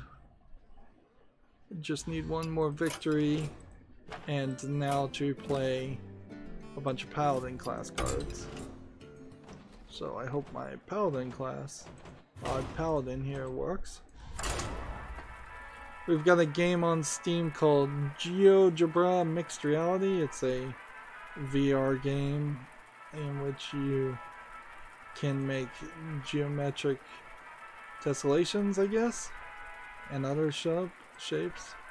That's a 4-dimensional shape, I imagine, and this is something. Frankly, I doubt this helps anybody's understanding very much. It probably adds a lot of work and confusion. It is probably also a great example of why having VR schools right now, with the level of programming and skill that's put into the VR experiences, is probably not very good. It requires Windows mixed reality, virtual reality headsets. It's free, so I guess the price is right, but yeah, this is something they clearly would have liked to sell to schools, but no, it's not going to happen. It is definitely not going to happen. I'm going to trade out the 2 that aren't Paladin class cards. Alright, we already talked about that article.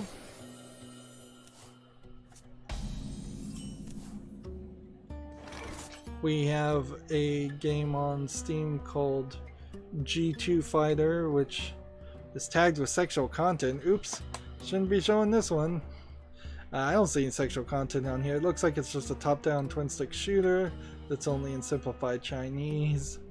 And they want $12.79 with 20% off. You can kind of tell it's a low-effort game.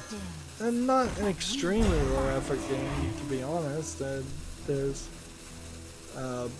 room in it to be a lot worse. I hope you like my invention.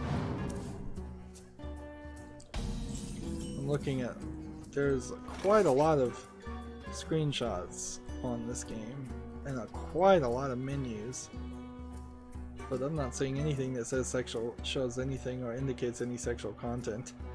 I think that was tagged in mistake. A lot of those tags are placed by just people. They're not the developer putting those tags in there. But usually they're pretty accurate too.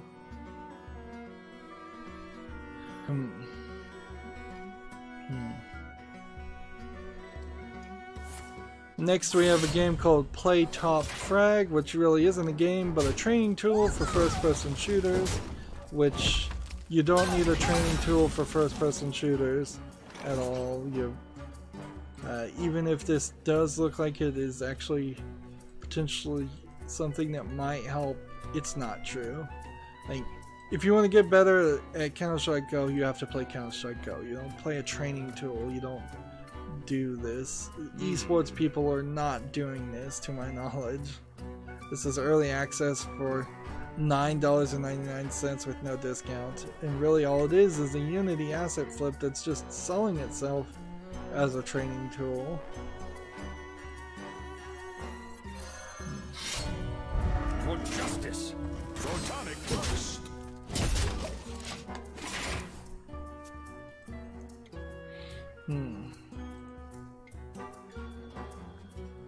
See, Gematsu has Daedalus, The Awakening of Golden Jazz teaser trailer, which I'd like to watch that trailer because I think this is a visual novel, but its animated characters look a lot different.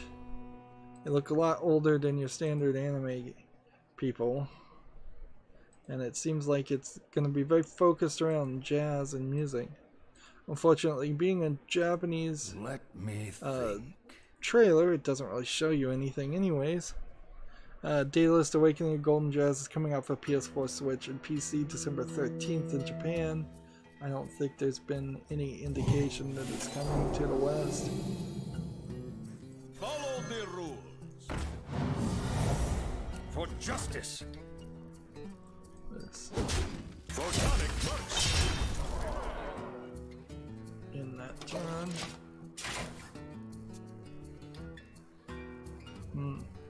Apparently, Daedalus Awakening of Golden Jazz is an upcoming prequel to Jake Hunter Detective Stories series, which also I don't think has come to the West, so take that for what it is. Gematsu has another article, Peach Beach Senran Kagura trailer. So it is a Senran Kagura pinball game. The Senran Kagura series is a anime girl ninjas doing a variety of things. I wonder. So like Peach Beach Splash was them running around with squirt guns. This is probably not coming to the West. Looking at it now, if it does, it'll be kind of surprising to me. It's a Switch game where you're playing pinball, and then there are anime girls in outfits, like crazy cat outfits and fetish outfits, and they are these giant girls that are on the field of the pinball tables, and you're bouncing the pinballs on them, hitting them in the breasts, hitting them in the thighs. Yeah, Senran Kagura really knows how to make something lewd. Any game, if it's a Senran Kagura game, will be a lewd version of it, or a perverted version of it. Which, if that's what you're looking for, that's what they deliver, and they certainly don't pretend like they're delivering anything else. For justice. Honestly, I don't know if I could ever play this game if it came out to PC, which I'm not 100% sure it is. It seems like it's only coming out for Switch on December 13th in Japan.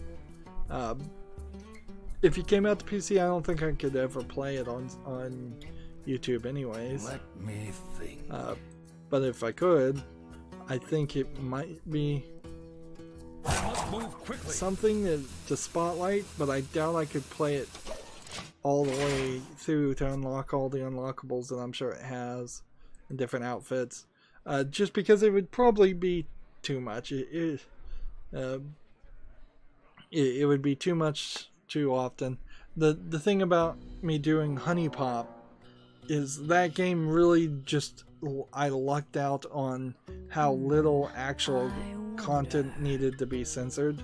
There was frankly more content in The Witcher 3 that needed to be censored and was censored a lot worse than what happened in Honey Pop. Whereas Senran Kagura Peach Ball would just constantly need blurring. Although some of the other games I think would be alright in the Senran Kagura series, depending on it. GameIndustry.biz has an article. John Heineke, that's Heinecke, joined Square Enix as the Chief Marketing Officer. the former Overwatch VP of Global Publishing, to oversee marketing across the Americas and Europe. This might be a very good change for Square Enix, because Square Enix has been bad about really caring about their products or actually trying to promote games and sell them or have games developed. So theoretically, hopefully, this might turn into the next Deus Ex game getting developed and Square Enix not interfering and throwing in multiplayer and microtransactions. This might be a step in that direction, or we can at least hope. It may not mean much of anything at all, though. Welcome to my web. Next game we have on Steam is called Mariner Accident, which is incredibly dark. Like, I can't see a thing there. Just dark screenshot syndrome and everything. Like, and I know sometimes I play games on YouTube and the games are way too dark, so if it looks dark to me in the screenshots, it's gonna be impossible to see.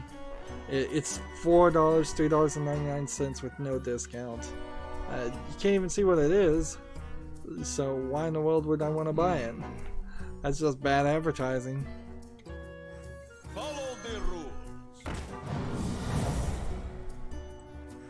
Let's see.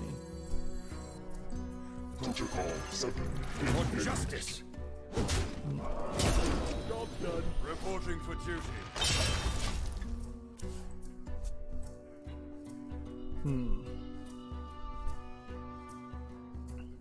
Next we have a game called The Last Train, which, let's see, seems to be kind of a strategy game, like a sort of like I want to call it Wagons East, but that's not the name of that game.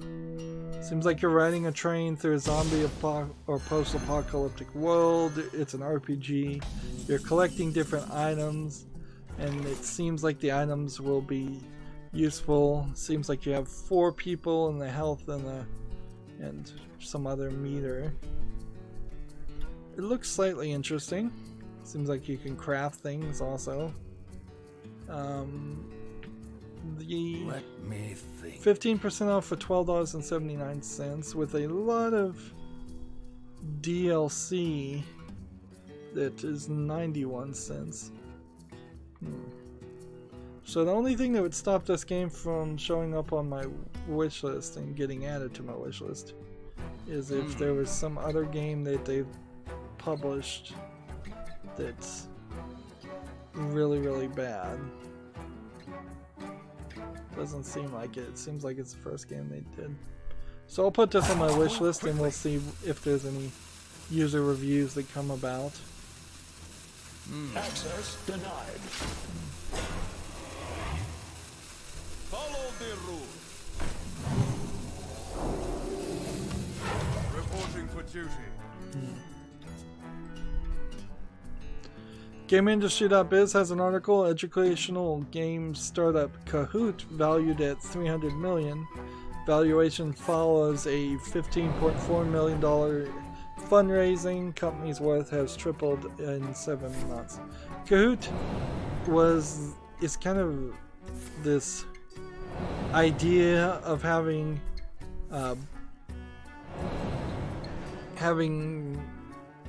kids pull out their cell phones in class and interact that way. I think inherently that will probably fail, but the previous version of this was instances where you would have a very specific and very expensive proprietary device that would ask kids to answer questions, and then a projector would sum up all the kids' answers and say, well, 70% of the people answered the question right, and 30% answered it wrong. Kahoot, in a lot of ways, is like the Jackbox Party Pack technology, probably without the need to go to a server, because that could be problematic against rules and laws for schools. The Kahoot has had previous investors, including Disney, Microsoft, and Northzone, but that really doesn't mean anything. This is kind of a true inside baseball article too, as far as just finances. It really won't mean too much for the current generation, but maybe the next generation will have a slightly different response. I imagine that schools are constantly having trouble with kids pulling out cell phones, and I don't know what you can really do to stop that. You're gonna have to, I don't know what you do there. You integrate the technology or ban the technology. That's pretty much your two options, and I'm sure some schools will ban it and some schools will try to integrate it. Gamma Sutra has an article. The first Magic Leap game from Peter Jackson's AR Studio is positively, quote, buggy. I think that's a pun because the game is full of actual bugs. This is pretty much just a promotion of the Magic Leap game, though, and an advertisement more than a actual news story. So I'll just close that immediately. The light protects me. Reporting for duty.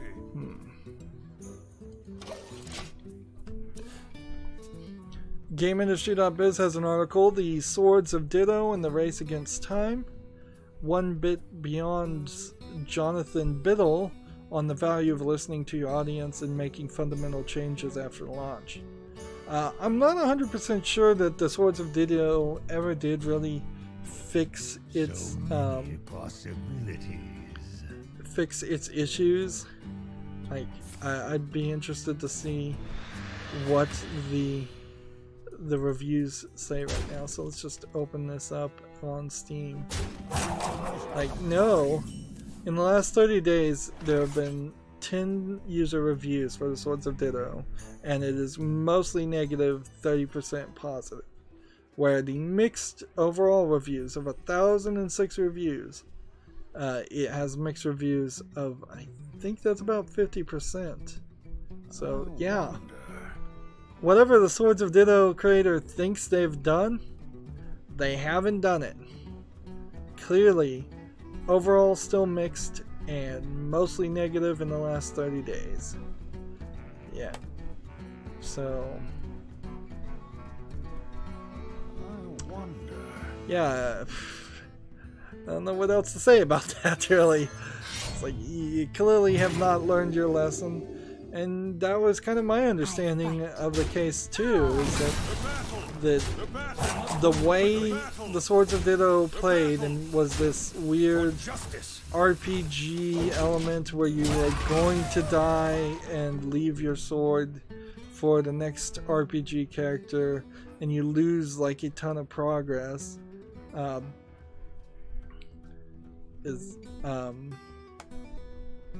Was just not appreciated, when really all people wanted was something like the original NES Legend of Zelda game, and it looked so much like that's what people were expecting. So I guess you could go through this article and read these quotes on GameIndustry.biz, but I think the bigger news and the way to report this quickly and easily is to say 1 bit beyond Jonathan Biddle still doesn't understand what people wanted. For better or worse, people wanted something he did not offer. And he is still, to this day, getting raked over the coals in the reviews. Converting stored energy. Like, because I guarantee you, those 10 people in the last 30 days that reviewed it negatively didn't come back out of spite and review a game they hadn't played. Moving on, Gamma Sutra has an article, Snap, Crackle, Pops, Crunch, and Self-Mutilation, and Swery's new puzzle, or The Missing. I imagine this is mostly just a advertisement and trailer. We kind of knew The Missing is this weird horror game with time rewind mechanics, and so kind of you are going to have to basically kill yourself or hurt yourself in many different scenarios, or you're just going to accidentally kill yourself in many scenarios, or kill the character that you're controlling. I'm not even sure. And so yeah, this is a slightly different trailer, and it's showing a lot more death sequences, whereas the first trailer I saw of The Missing really only had the female protagonist getting sucked into a fan. Now it's gone into a full-on surrealist, horrific world that's got a lot of different things going on. So yeah, I mean, anything Swery does, the industry and me in particular are going to keep an eye on that and be interested in it at least a little bit. When we are just slightly over an hour, and we need to play 14 more Paladin cards, otherwise we're doing relatively good. Worst case scenario, I think by the time the next hour is done, worst case scenario, we'll have 2 daily quests left to do.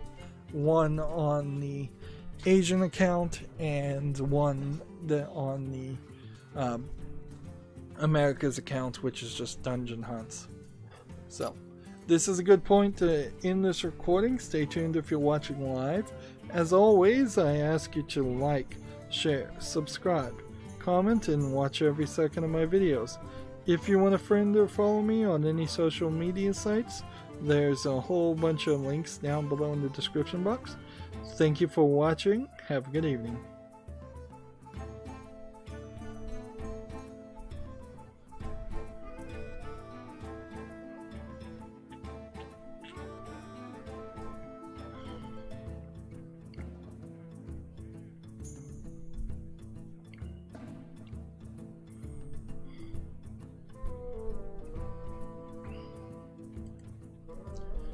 Hey everybody, this is Rydo, and we're back to another recording of Hearthstone. Today is Friday, October 12th, and we are on the European account. We don't have a ton to do, we just need to play some Paladin cards.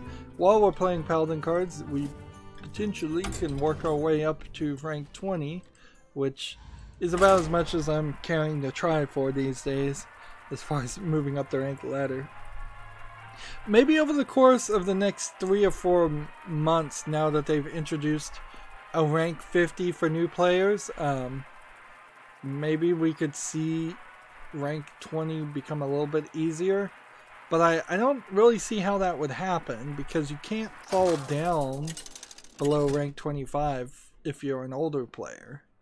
You can't get down to rank 50 anyway. So that really only would affect new players. But I guess I can live in hope, can't I? I'm gonna get rid of the card that is not a Paladin card. We've got a lot of news and games to cover, so let's get into it. GameIndustry.biz has an article. Magic Leap wants to avoid a takeover and go public.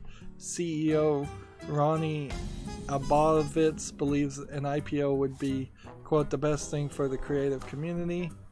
A lot of talk these days about Magic Leap, so they must have done a lot of interviews recently. Either that or GameIndustry.biz is just pushing them for some reason, and I would hope they didn't have some kind of special bias that would cause them to want to promote a company. The United States at the current time is not having a couple of good days in the stock market, so if they were to go out in an IPO, they'd probably sell, if they were to do that today, they'd probably sell not as well as they would like. But I guess that's pretty much all I'll say about that article, since I really don't care. Moving on, we have a Game Industry Adapters article. The Starbreeze CFO, that's Chief Financial Officer, Sebastian Ahiskog, that's Ahiskog, steps down. The former Remedy CFO, Mika Rimney, that's Mikareini, will hold the position temporarily while a permanent replacement is found. So those are some hard names to pronounce. Let's see if there's any real story here. The CFO that's stepping down had been there for 3 years.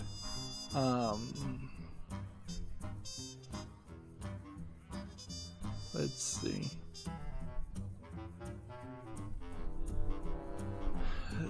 There's something. The commercial failures of Raid World War II prompted Swedish company to raise $30 million through share sale.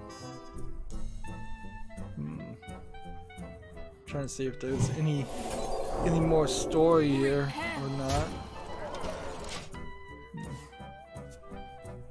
Yeah, there kind of is no story here.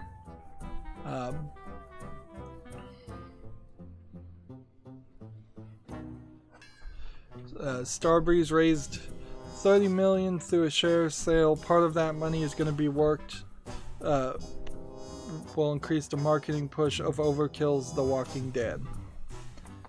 Question: it would be fishy, certainly, if we started seeing every company that had licensed The Walking Dead go out of run out of money at the same time and go bankrupt. But I don't think we're at that point yet.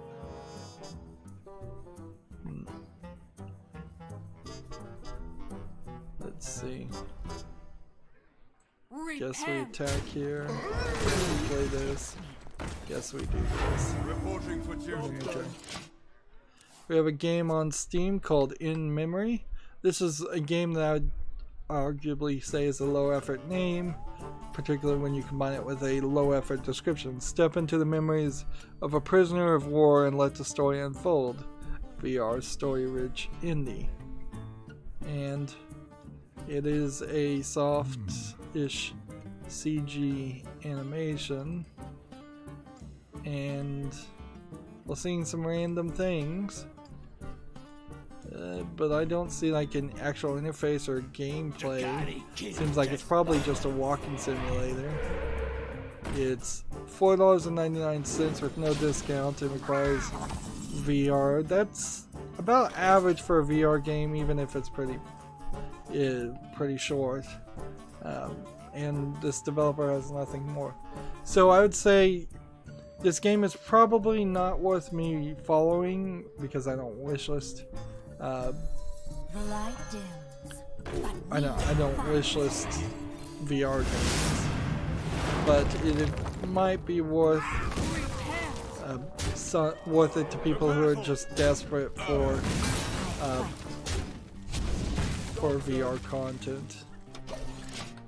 Although you could certainly also make an argument, do you really want to follow a sad, unpleasant story, which is kind of what this is promising, in VR, and be fully immersed for it? Like, if I was gonna watch a movie in VR, I doubt my first pick would be something like Aliens, or definitely not Grave of the Fireflies. I just would not want to be immersed in a highly emotional story. I'd want it to be fiction and action and sci-fi and fun. I wouldn't want to. I'd want something closer to Star Wars, not like a Vietnam movie or a World War II movie.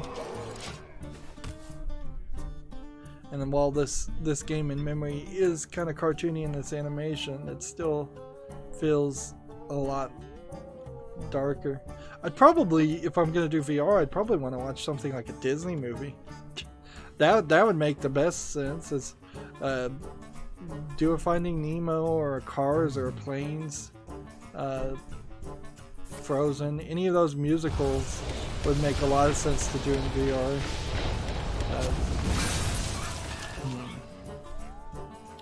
Alright, well that page is not found, so we'll skip that story easily enough. Give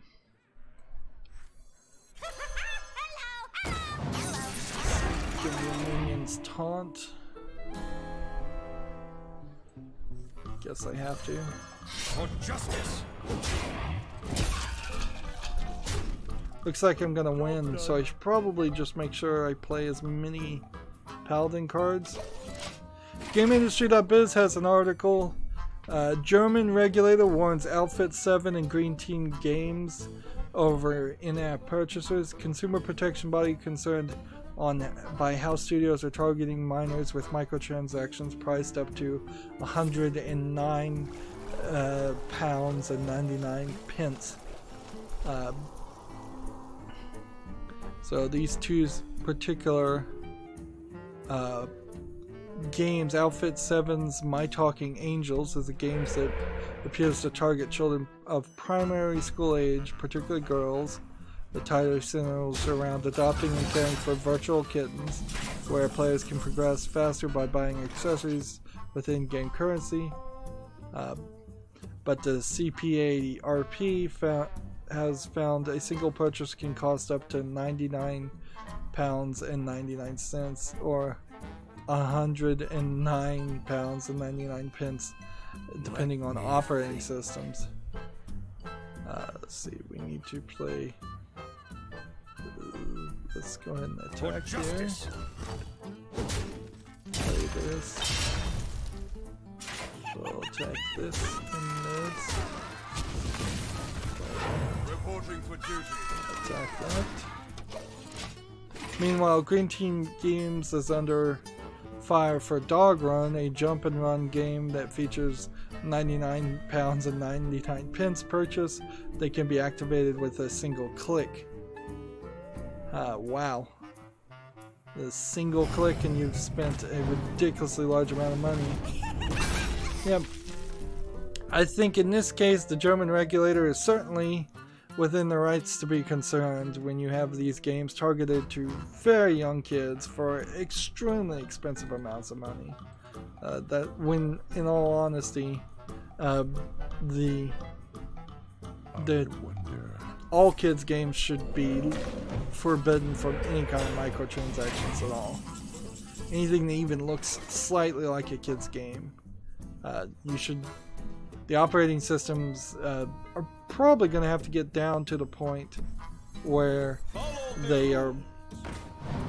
you have to put in a specific PIN code every time to install or run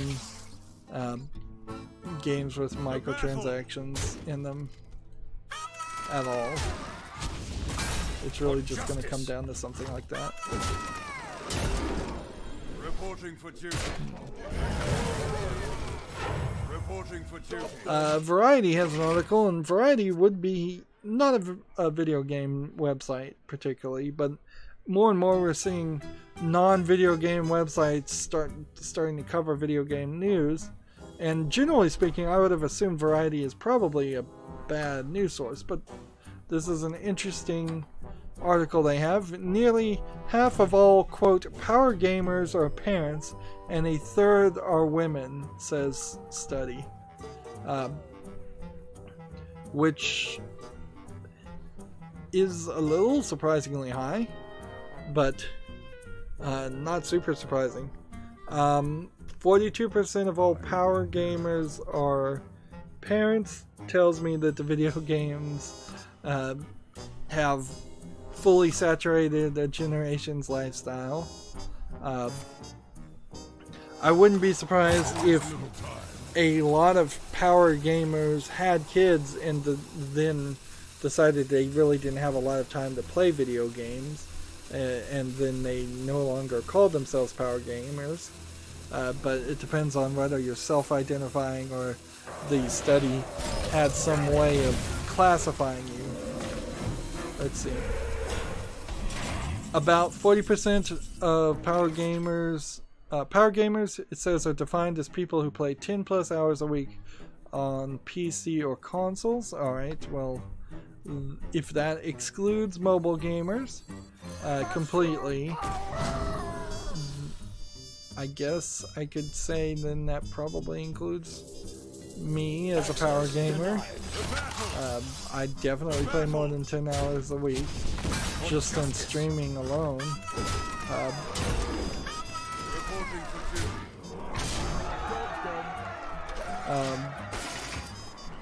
About 40% of these power gamers are college graduates, and 68% are employed, which that's always a hard thing to do, is to work a job full-time, or, well, it says employed, it doesn't say that they're full-time employed.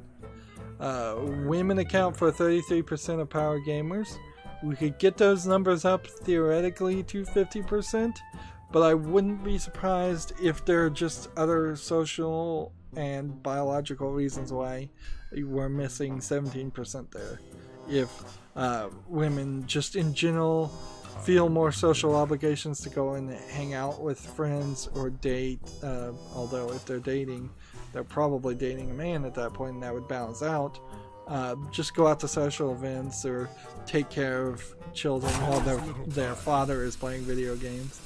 And a lot of it could just be biological too, and some of it certainly could be that some communities certainly are not as welcome to video game players, or perhaps too welcoming to video game female video game players, and it scares them off. And I think over the course of the next generation we'll see that balance out a lot more. You win this one. It says 19% of power gamers are Hispanic, and 14% are African American, which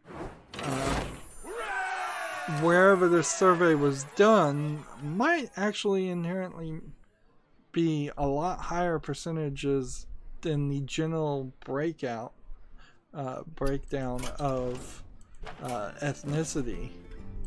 So while those numbers might seem small, if this survey is done in an area where there is actually only 10% of people in general are Hispanic, then that would indicate that twice as many Hispanics in this survey are power gamers compared to a non-Hispanic person. Same is true with the African Americans. At 14%, if the survey is for an audience where the people surveyed are African Americans only make up 10% and 14% are power gamers, that's actually means minorities play video games more. And in my experience, just anecdotally, Hispanics and African Americans in general do tend to be more into video games than, I guess, a white guy, to use, for lack of a better term. Converting stored energy. Let's see. The next sentence here is, gamers have aspirational life goals, and the study said they're more likely than non-gamers to want to own homes, 75% versus 65%, and they're slightly more likely to want children, 60% versus 56%. Quote, gaming has become a favorite American pastime, and our study identified active gamers across demographics regardless of age, occupation, ethnicity, and income level. Let's see. So more than likely this could be thrown out, to be fair, as a puff piece, and this survey is in some way going to get disputed, or like, I still know people that just actively hate games and would and would be surprised that Reporting for duty. they could pull parts of this article, this Variety article, out and use it for their own agenda, as much as pro gamer people like me can use it for their own agenda. And to be fair, as I'm scrolling down here, it does seem like the survey was done by Rooster Teeth, which is kind of a questionable group to be doing that, and I'm not 100% sure how your survey would be done, because if you're just randomly asking people, Reporting for duty. how did you account for people lying about everything? Lying about their gender, lying about their desires, lying about how much they played to try and skew the results. But it's always nice to see even a puff piece in the mainstream media on video games, instead of them constantly getting blamed for everything and anything.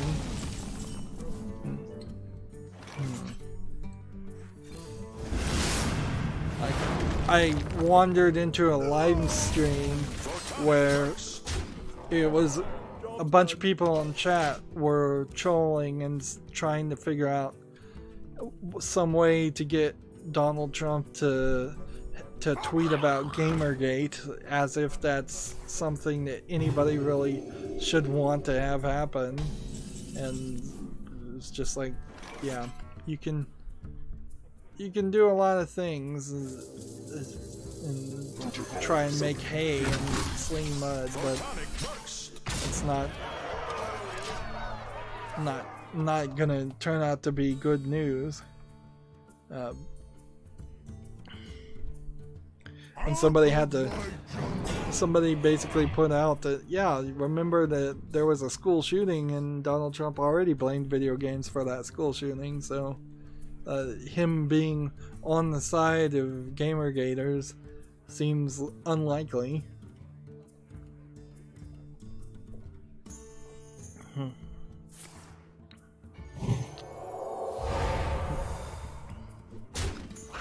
Moving on, we have a game on Steam called Duck Casino Bullet, which looks like Duck Hunt, but I think is probably a low effort asset flip game. Like, it seems like this would be a good game, but no, it's moving kind of slow, and the way it's depicting things, and the fact that you have all these different guns shooting slow flying ducks doesn't make a lot of sense. It's 67 Steam achievements, so you tells me it's an achievement game. It's $1.99. I saw another duck game. Must have been made by a different developer though. Like, yeah, this just does not look like quality. Right now I'm just trying to play a couple of Paladin cards, and then we'll be done and we can move over.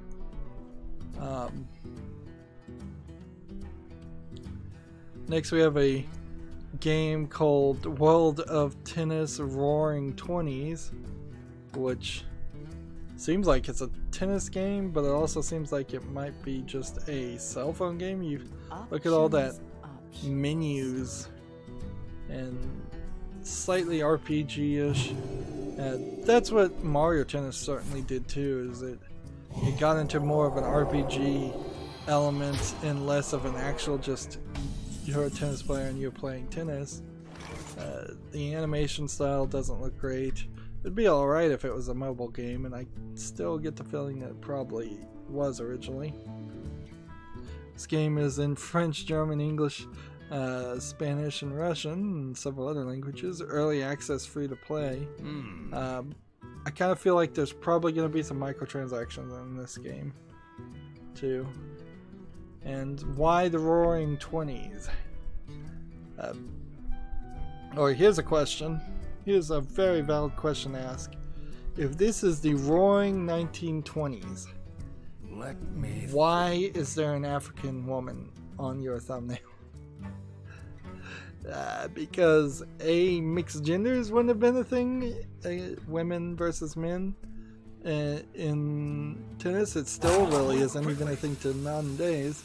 And definitely desegregation would not have been a thing whatsoever.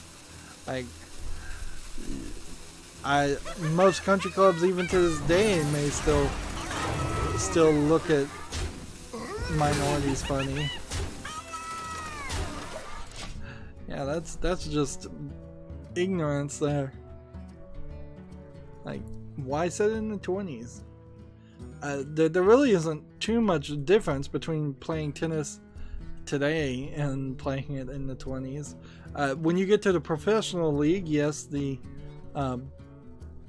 professionals seem to have slightly different outfits, and the stadiums might look a little bit different, but if you're just playing tennis at a tennis club, not much has changed.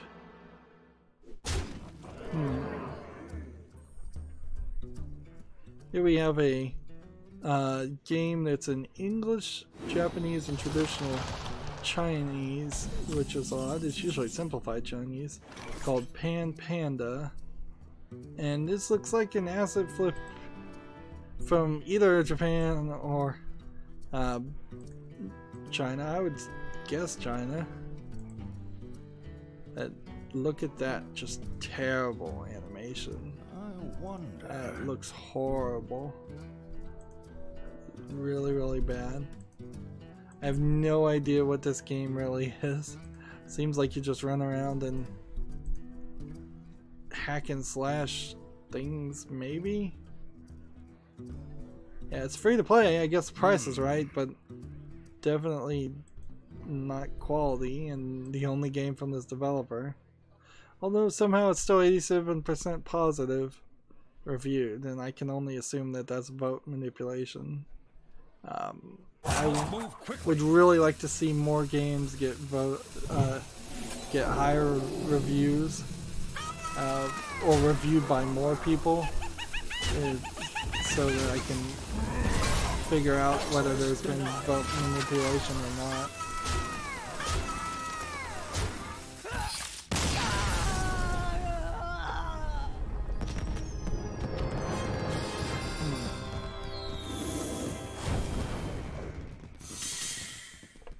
Hey, and we made it to rank 20.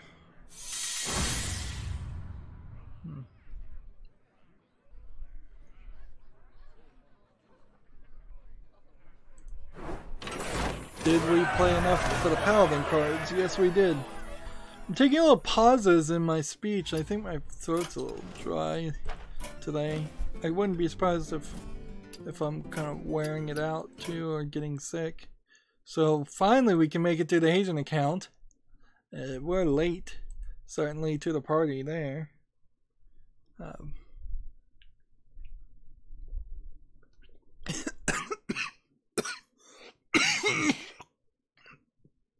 Went down the wrong pipe. Drinking water down the wrong pipe. Pull up a chair by the hearth. They did a community spotlight, by the way, Hearthstone did, of Criperian, or they're just calling him Crip, which probably not a good way to shorten his name. Alright.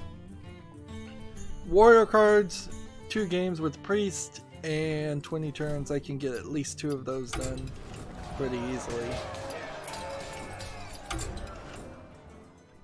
So, Mech Warrior play, go.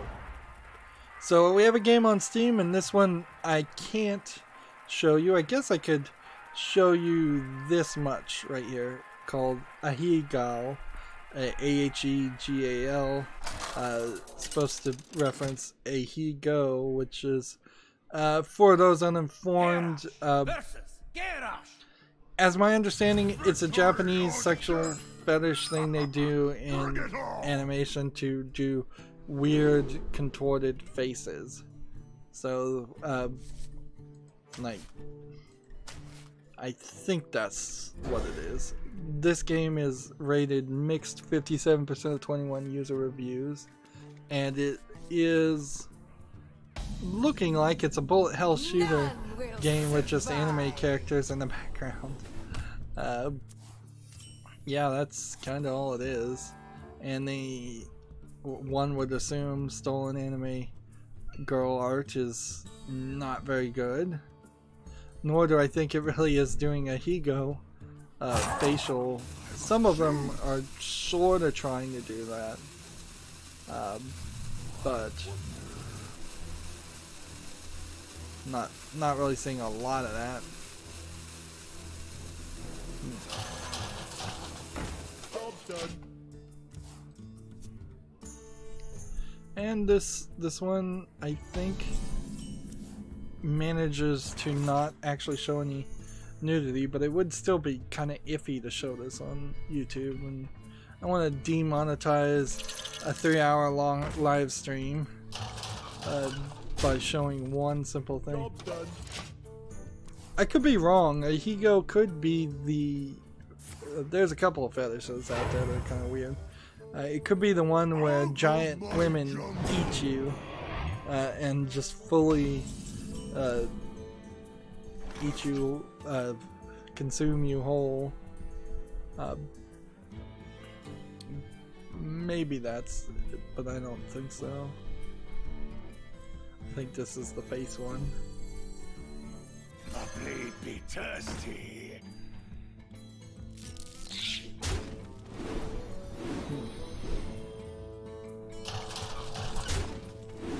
Job's done.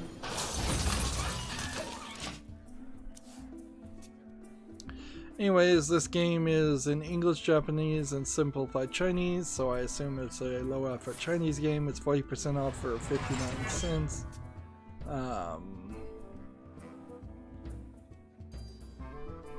And yeah, it doesn't look like much of a game, and that's why you can see it. It was mixed reviews, having only 21 user reviews, and still, and even at that, people aren't liking it. Let's see. Rush. I guess we'll play it. I'm supposed to be playing warrior cards. Nice try. Game of Sutra has an article, Get a Job, Ghost of Tsushima. Developer Sucker Punch is seeking an outsourced artist. That's in Bellevue, Washington. I think we've already covered this job listing, but it's coming back. Sometimes job listings have a finish date or a cutoff date, and then they bring them back and say, well, we didn't find anybody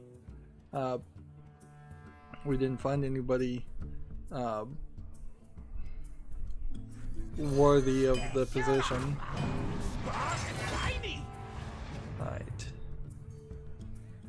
I'm gonna do this, this, and this, and that. GameIndustry.biz has an article. Sega will shift QA team from UK to Bulgaria. The new Sofia division is to meet the ever-growing needs of the expanding Sega Europe operation. There's a quote here also that this has nothing to do with Brexit. I think it might have something to do with Brexit. Bulgaria, I'm not 100% sure. Might be a little close to Russia. Let's see. Let's look at Bulgaria on a map and see how close it is to Bulgaria, and then Greece and Romania, Ukraine. Yeah, well, the Ukraine is next to Russia, so they'd have to go through Moldova and Romania first. But yeah, it is close to Turkey, if anything. Yep.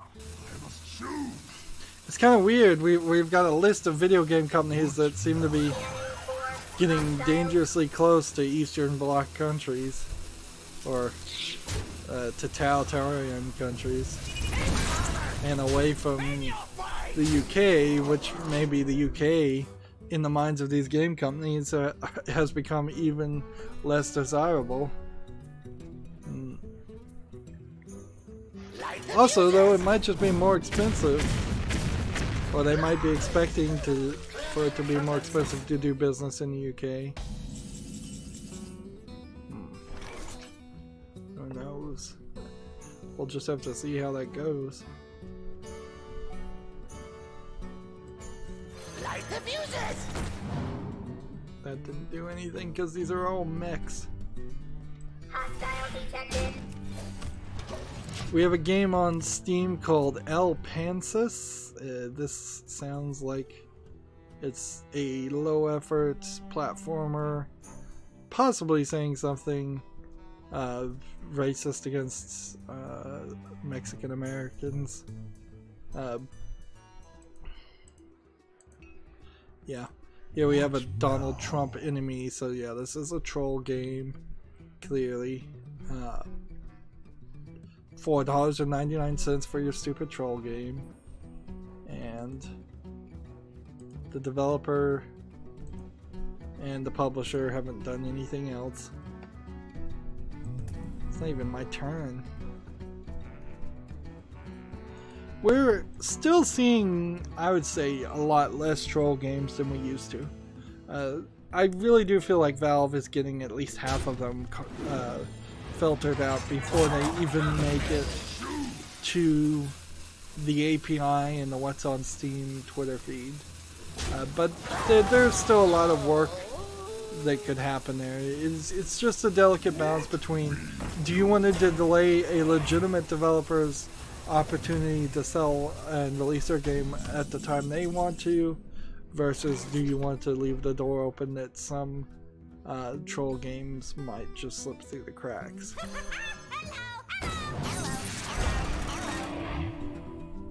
Hostile detected.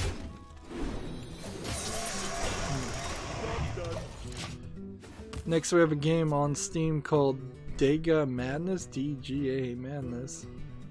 Doesn't look very good from that scene. What is this?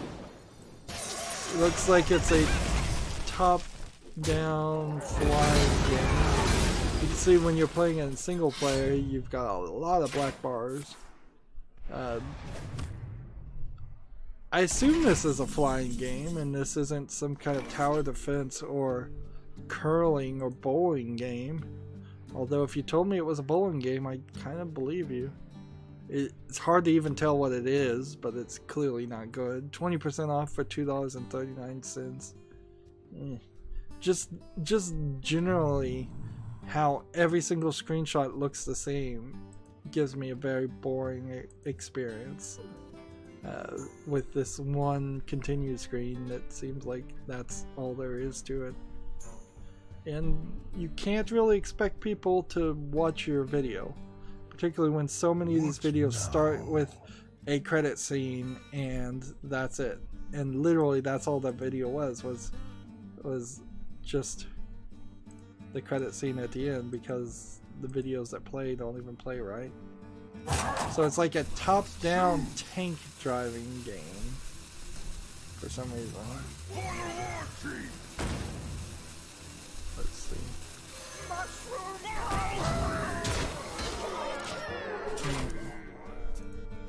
Oh, I'm not sure I have this story, but I did want to mention. People are not happy with the World of Warcraft latest expansion. Particularly, there is a character that is like this self-insert character, or at least he feels like he's a self-insert character that happens to be the boyfriend of a major character, and it seems like they're going to have like every story in the expansion, at least on one side of the expansion. I think if you're playing as the Horde, but maybe it's the Alliance, centers around this one character, and it feels like they've done some dating mining that seems to imply that the next expansion is also going to have more story centered around this character.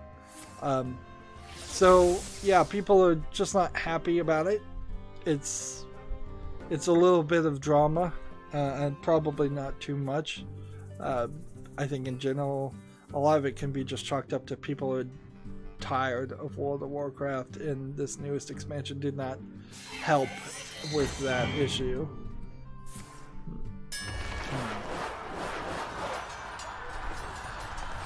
Next game we have, I won't show, is called Minesweeper. Again, very low effort name. Although this one is 78% positive with 12 user reviews, so I think at the just generic idea, it probably makes a little bit more sense than some of the other random games that just have anime girls naked shown in the backgrounds. This is what I would call a one-screen Unity game that is not very good. Honestly, it looks like there's only 10 pictures in the entire game to do. 10 achievements, 60 cents, 40% off for 60 cents.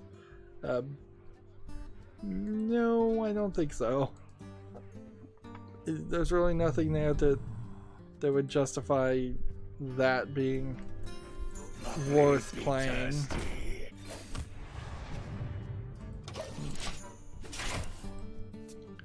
We already talked about the Assassin's Creed free-to-play mobile game in development for as much as I care about.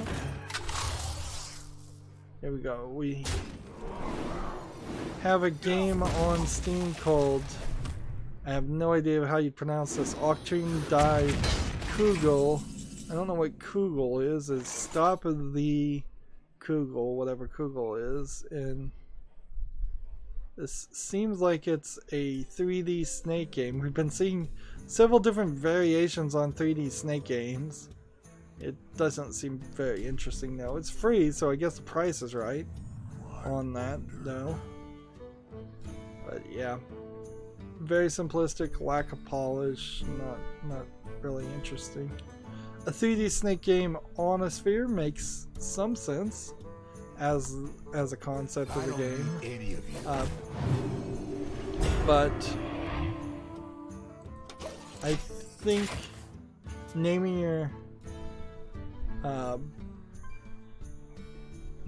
game after a German, apparently it's a classic German game called Achtung der Curve, so stop the curve, I would assume is what that translates. Makes some, yeah, but you really should have thought of a better name than that, something that's more understandable by more of the world than just the German speaking audience.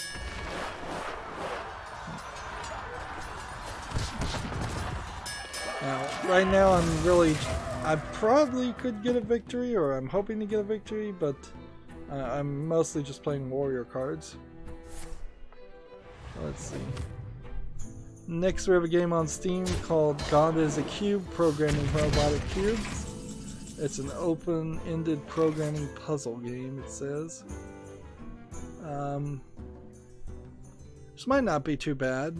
A lot of programming games do boil down into the text a little too early, and it often feels like there isn't enough of a game early on to make somebody want to play the game and maybe pick up just the general ideas of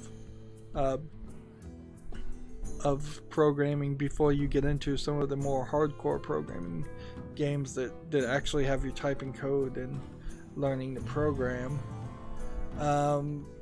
Unfortunately, the graphics don't look very good on this.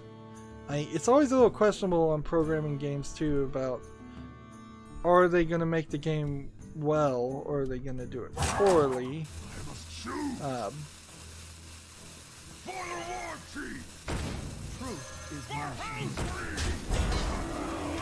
And honestly, this game's name is problematic. It's early access, $14.99, and then there's an advanced pack for $22.48, which includes advanced features. It does not look visually polished enough to justify that. Yeah, that is a problem. That is a big problem. The general concept I'm okay with. It's just the implementation and the name. Like, I could see a lot of parents saying, no, you're not playing a game that says God is a cube.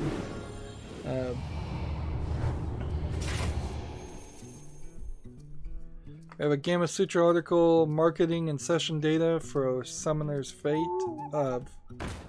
For Summoner's Fate at PAX West. This is pretty much just either respouting information that was put in a speech at PAX West, or talking about a speech that is going to come at PAX West. Summoner's Fate, not a game I've heard of, so I think there is a little bit of a level of you not listening to the wrong people, or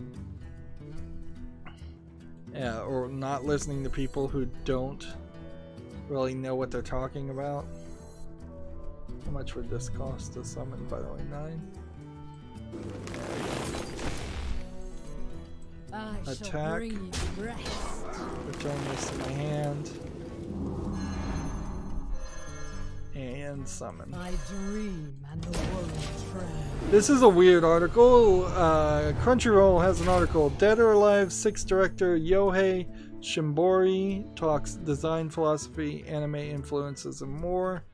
I'm not sure this is 100% super video game related, because it is going to be more in the anime realm. But it's out there if you want to find this Crunchyroll article and read it. Inherently, any Japanese developer of any Japanese game is almost certainly a person who has seen at least some anime. It is so prevalent in Japanese society and been at least partially influenced by it. So, not a real surprise there. What is this? YouTube is promising that by the end of the year, by default, all creators will get the YouTube Studio Beta instead of the old YouTube dashboard, which is a problem, certainly. Definitely a problem, because the YouTube Studio Beta still pretty much doesn't have all the features, and then in really no way is a better experience.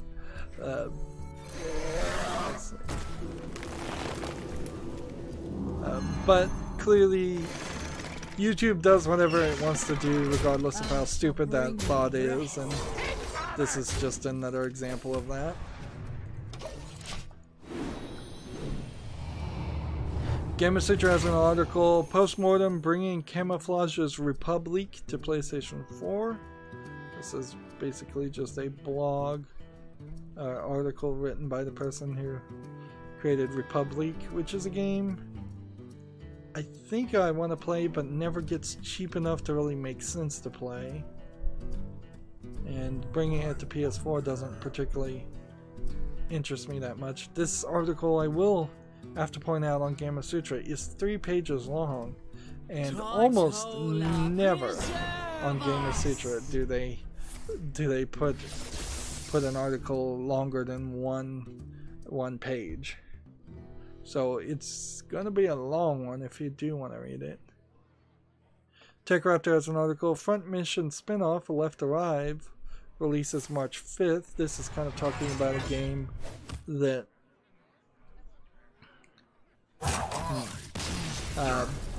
that is coming out. It's a mech-themed game spin-off from the Front Mission series.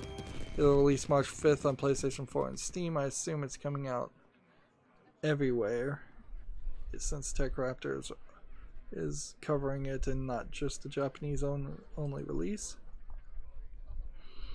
We're getting there. We're getting to the point where I'll have all the news covered. Let's see, I need to play a few more mech cards.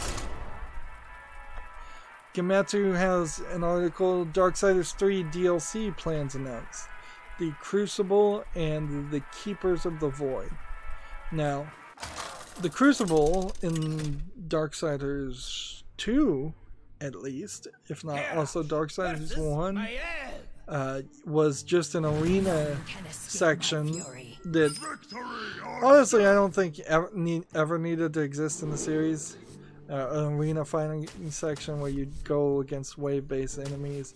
It really does feel like that would be extra work that is not going to be super useful anywhere else, unless there's some way that you can have a pattern of enemies attack somebody in the main game and then copy and paste that pattern and make that a wave in the next game in the Crucible. I guess maybe that would work. Let's see. I'm just gonna end the turn here. Let's see. Keeper of the Voids is, you'll be on a quest from Volcrum. Fury must travel into the Serpent Holes to remove the ancient threat that resides there. The Serpent Holes are riddled with various new puzzles and enemies eager to test Fury's ability. If Fury prevails, she'll unlock a new weapon from the hollows as well as the biggest prize of them all, the Abysmal Armor. So Fury's story, I believe, takes place kind of before most of the story in Darksiders 1, so she can't really do too much or unlock too many bits of armor or anything. So if she's getting the Abysmal Armor, how does War get the Abysmal Armor later? Nothing here looks too bad. It would have been kind of nice if THQ Nordic had come out and said, our DLC plans for Darksiders 3 is nothing. It doesn't feel like there, in Darksiders 2 there were 3 DLC sections that were just, they felt like entire sections of the main game that had been cut for time, and they were very separate and really had nothing to do with anything, and they were a little disappointing because of that. But so it doesn't seem like they're gonna do that. I guess I'm slightly more optimistic about Darksiders 3 since they've kind of slowed down and they're not overemphasizing things. Although I am still losing a lot of confidence because THQ Nordic is still on an insane licensing and purchasing binge of companies and games, and my fear is still moderately high that Darksiders 3 is going to be this mediocre game that can't possibly live up to the hype that has been made for it, or the anticipation that just actually exists because Darksiders 2, it was so long ago, and Darksiders 1 was so long ago. It may very well be that Darksiders 3 is just this middle game that helps the series continue to move forward and ensure that a Darksiders 4 actually happens. There we go. If you have no cards in your hand, deck, or battlefield, you win the game. Yeah, I doubt that will happen. For me! For Hellscream! But I'm still looking forward to Darksiders 3, and I still think there is a good potential game that can come out of that. I haven't seen anything that absolutely condemns it. We have a game on Steam called I Love the Money. It looks like it's probably a moderately low effort game, although there's a little bit of polish here. You're running around, you're collecting gold coins, you're fighting each other in this arena battle game. What now? It says single player only, so that kind of sucks because then you're just going to be playing against AIs. Yeah, the fact that Russian is the second language listed makes it questionable. to $1.99. What now? It says local co-op coming soon. Feels like it's a little bit too much of an asset flip. The only other game they've made is called Strike Force Kitty, which I must choose. I might put Strike Force Kitty on the watch list, but I'm not interested in I Love the Money. For me, I strike.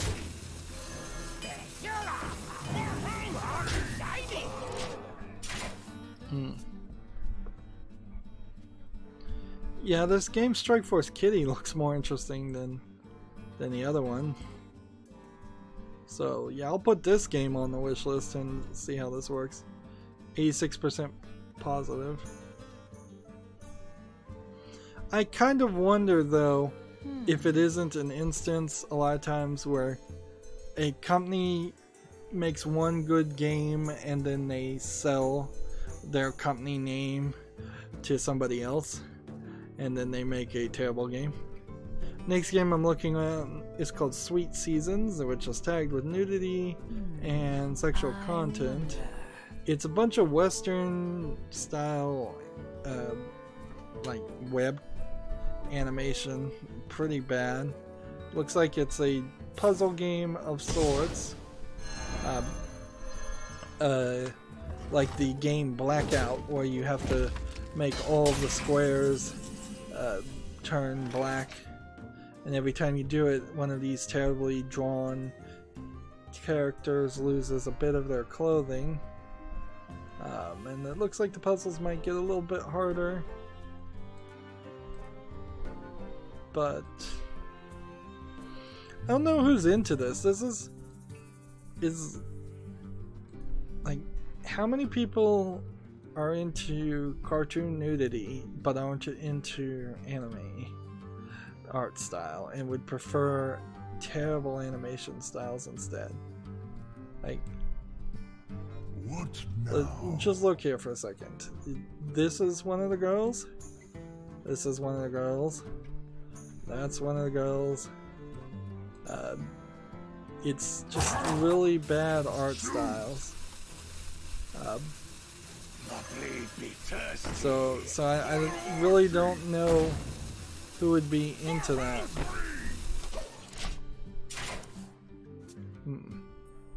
Anyway, Sweet Seasons is 10% off for 89 cents, and that's a hard pass for me.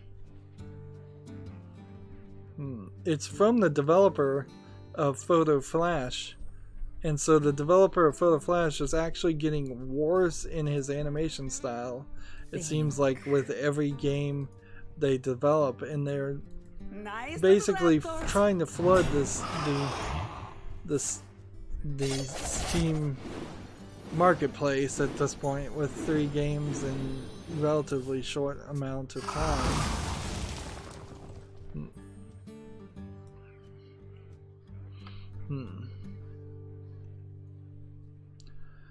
TechRaptor has an article. European Commission reveals Earthlock 2, Trine 4, and many other independent projects. If you're wondering why the European Commission logo shows up during the startup of some games, it's because it makes contributions to various independent studios to help them get their projects off the ground. This is part of the Creative Europe program, which saw games like Elix 2 get announced last year. The document reveals that Finnish studio Frozenbyte is working on Trine 4, which is odd because Trine 3 was a mess. I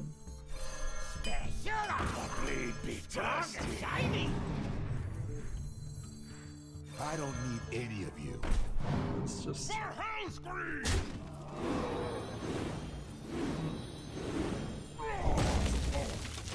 Let's see.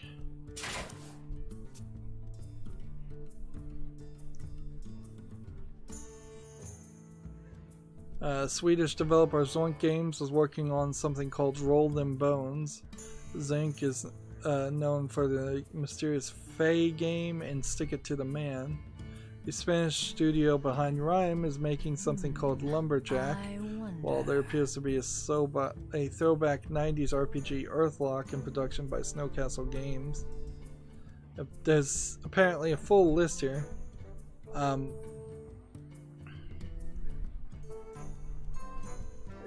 While it's nice that the EU is willing to fund game development, although maybe not the EU's business to do that, or support one industry over the other. On the other hand, maybe the EU supports all kinds of art, and if you look at it from, you're not supporting a corporation or industry, you're supporting an artist. I get that. Lots of countries do that.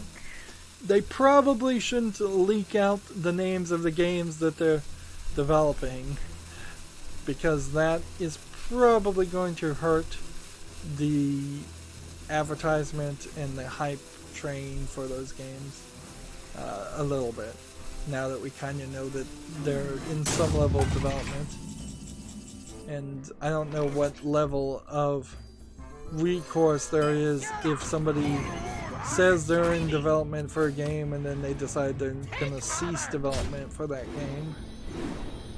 I think I've played enough cards here, so we'll just take the victory.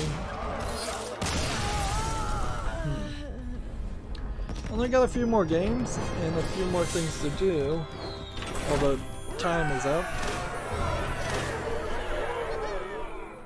So we're gonna go along. Warrior class cards. Let's just stick with warrior. I guess I still am not playing enough warrior class cards. Geogebra has an article. Gal Metal launches October 30th in North America and November 2nd in Europe. Gal Metal not being what I would have assumed a tanky game, but instead a heavy metal band being run by girls in some form of a game. I don't know what this... I think it's a music game. Yeah, it's a rhythm game. I would have kind of assumed that this game wasn't coming out to the West just because of licensing issues, but it seems like that's not an issue. The art style here is kind of simplistic and like marker drawn. Even the 3D characters look like they are drawn with a marker or manga style. Let's see, it'll be... guess I'll get rid of this one card. Gal Metal will launch for the Switch and nothing else. Interesting. But it is going to have a physical edition, although I don't know if that inherently will change anything.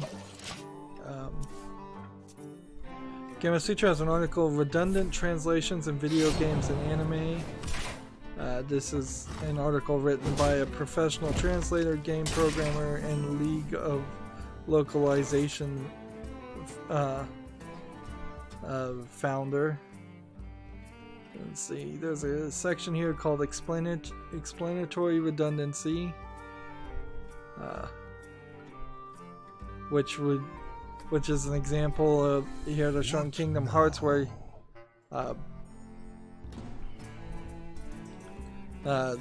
Sora from Kingdom Hearts says Hatoresu, H-A-T-O-R-E-S-U question mark, and then Leon says, quote, those without hearts, which that's explaining what Hatoresu would, I guess, mean. And then when you translate that, apparently the next image is Sora says the heartless question mark, those without hearts. And then there's a section that says multiple solutions, and then there's a section that says idiomatic redundancy. There's an example here that says, somebody's quoted, people die if they are killed. And then another section that's been translated, I couldn't die even if I were killed here. I don't need any of you. And then there's another issue, analogous redundancy. A quote here, you intentionally designed it with a weak point question mark. versus a translation. It's not a weak point. I like to think of it as a character flaw. People just aren't complete without some type of character flaw, don't you think? Wow. And then there's some other translations here. It's not a weak point, more like a weakness. And then another one, people and weapons just aren't very appealing without the weakness of some kind, don't you think? What now? Not sure this is really an article worth going all the way through.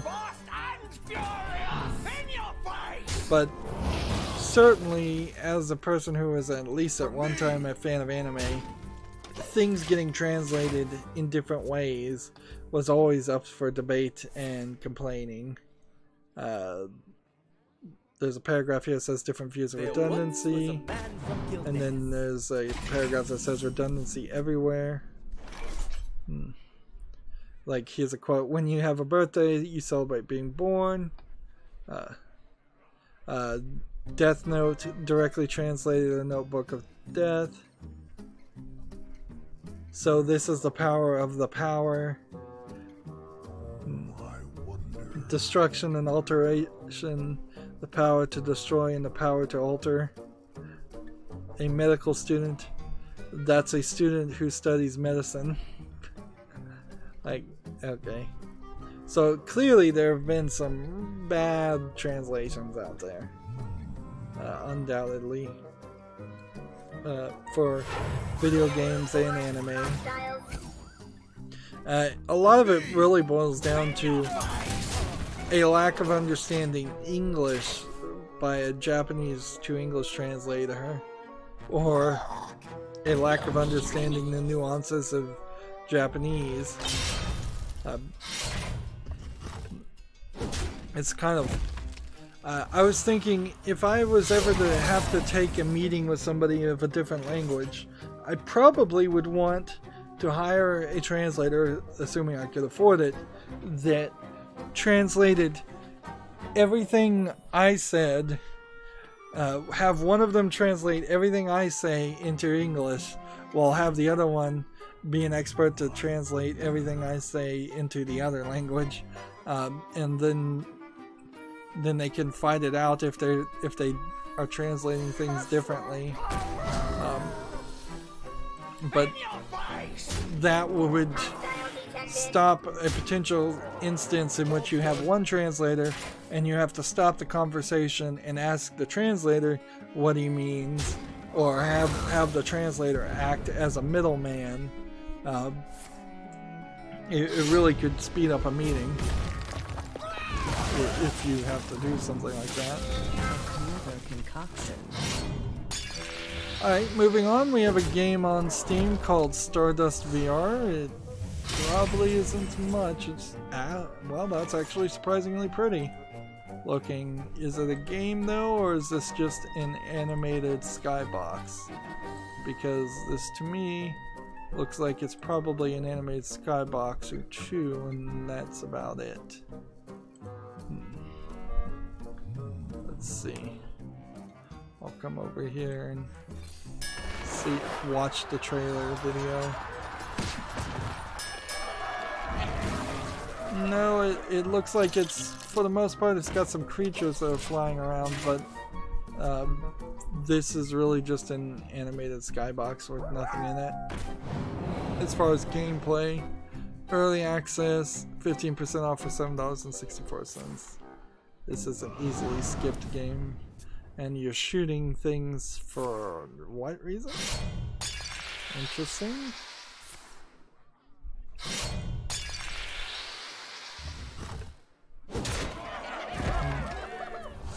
Next we have a game on Steam called The Pixel Shield, which is a top-down twin-stick shooter. We've seen a lot of these games, none of them ever looked very good, although I would argue that at least that video looked like you were moving pretty fast, but looking at all these other screenshots, it just doesn't have any kind of visual appeal or polish. 15% off for 64 cents or 84 cents, can't even read it, and don't even care to double check. So we'll close that.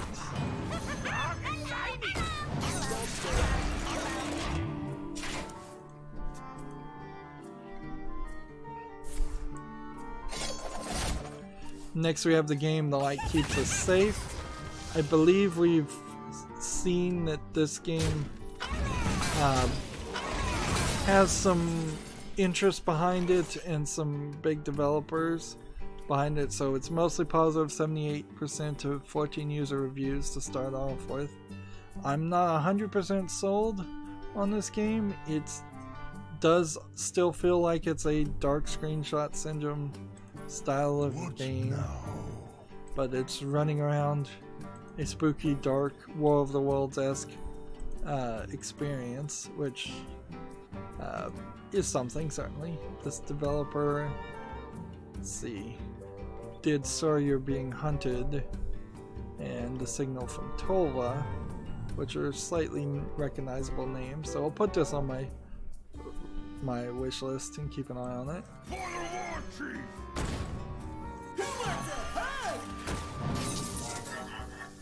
Let's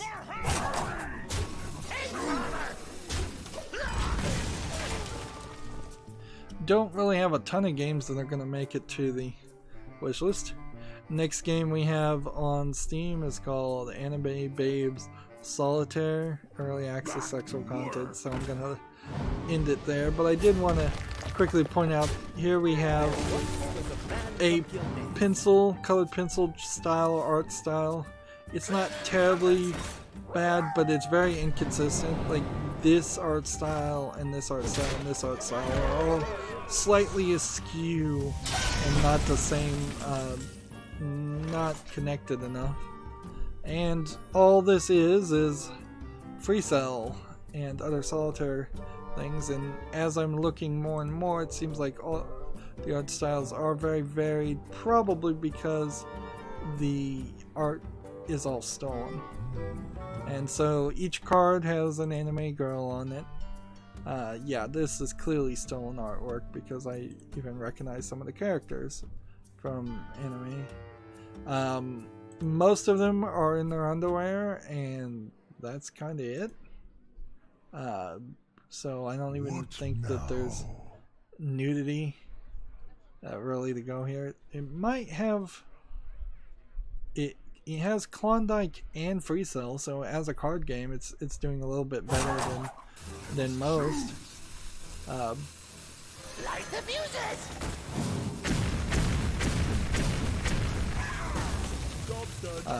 It has one achievement. It's in English only, early access, 15% off for $3.39. That's really, really high. I wouldn't mind if somebody did develop a card game interface where you could buy DLC or upload your own images. Ideally, I guess you'd want to upload your own images and not pay for DLC. And then you could do something like this if you so chose. But it's a big difference between somebody saying, I'm going to steal a bunch of images off websites and use them as cards for my own personal use, versus somebody on Steam saying, they're going to steal other people's art and then sell it on Steam. That's a pretty big difference.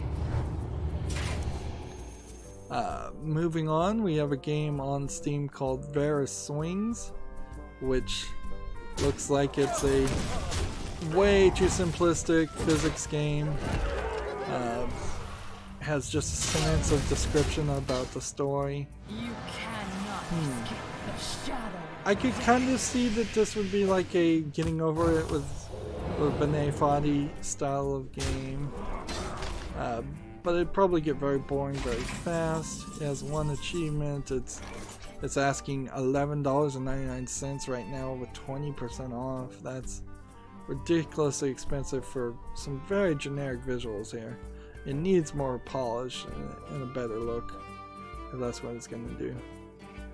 This is also an example of a game that's making a female protagonist for what does not seem like much of an artistic reason, since look at her, you can barely even see her. Could be anything. The blade be thirsty. Truth is my shield.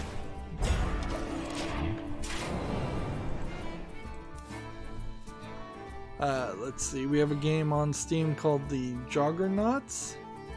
Says it's a runner. It certainly doesn't look like it's a very fast running game for a runner. You have to switch between different colors, which, yeah, that does not make the runners feel like it's more fun to me. Light the fuses! Yeah. While this does have a slight artistic style to it, and it doesn't look like it's a bad effort on animating things. Light the fuses! The general gameplay mechanic feels a little too frustrating, a little too much grind. The whole gameplay looks a little slow. Probably has to be slow just to keep people playing. Single, multiplayer, 26 achievements, 20% off for $11.99. Again, $11.99, not the price I would be willing to pay for a runner game in general. Maybe I'd go $5 for a runner game if it was really, really good. But for the most part, I'm not even sure I'd go that far. So I'm gonna close Juggernauts, although it is pretty. It's the first game from this developer too. Let's see. Next we have a game called Gravity Spin. Gravity Spin is a Metroidvania with a little spin. It looks pretty bad here. Like, really, really bad. And the idea of jumping up and being able to spin the world is slightly interesting, but it probably inherently limits how big any one section of the map can be. And it seems like at some point you'll freeze time as well as spin. It just isn't visually appealing as a game. 15% off for $5.94. If this had better visual polish and didn't look like what it looks like, just NES graphics, I might be more interested in it. This is from a developer who's made 2 other games that haven't gotten enough reviews to even be mentioned. So yeah, I'll close that tab.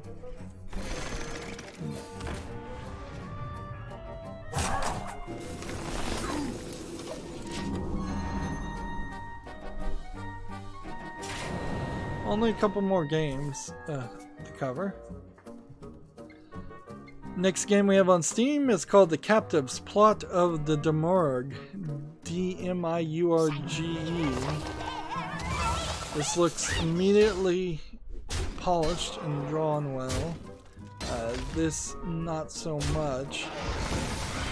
This might be an RPG that isn't an RPG maker. It's a 3D game. I'm not inherently liking the simplistic UI or the simplistic art style here. But there might be a game here. There actually might be something worth playing. Let's see, lots of different faces, and probably not necessary. Those faces certainly could be asset flips. In fact, a lot of this could be asset flips that have just been done with more care and polish to actually look like they should be in the same area. This feels like it might just be a dungeon crawler game, but I'm not 100% ready to eliminate it. $15.99, that's expensive, certainly. This developer made Portal Stories VR and Portal Stories Mail, and that was a game I wanted to cover.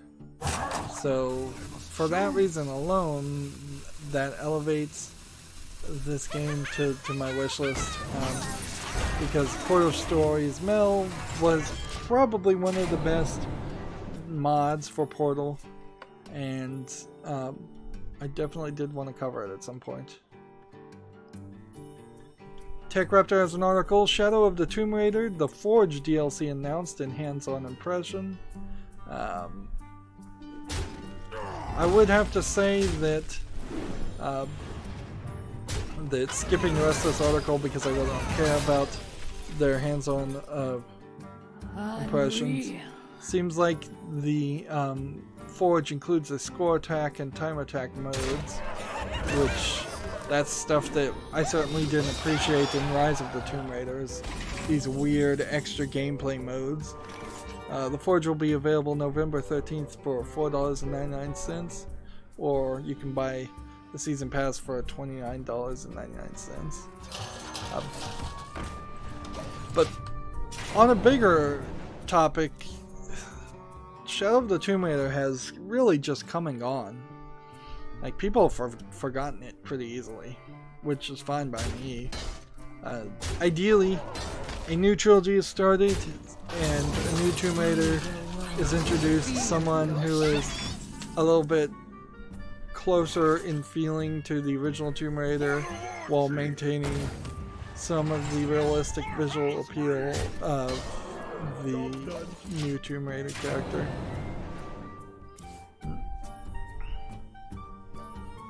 Let's see. Next we have a game called The Missing J.J. Macfield and the Island of Memories. This is 100% positive and 19 user reviews, which is slightly suspicious. It's an action-adventure puzzle platformer. Ah, this is the sweary game. The Missing Sweary game. I did not realize it had such a long title. So clearly this is going to go on my wish list. I did not realize it was out. Like, any swear games. $29.99 though is a lot of money to ask for a game that I imagine is not super long. Because this really is, I think, mostly walking from one side of the screen to the other side of the screen, solving some puzzles and getting some story line. I'm not sure you're going to do much more than possibly jump in the game. I doubt you're going to get a weapon and fight.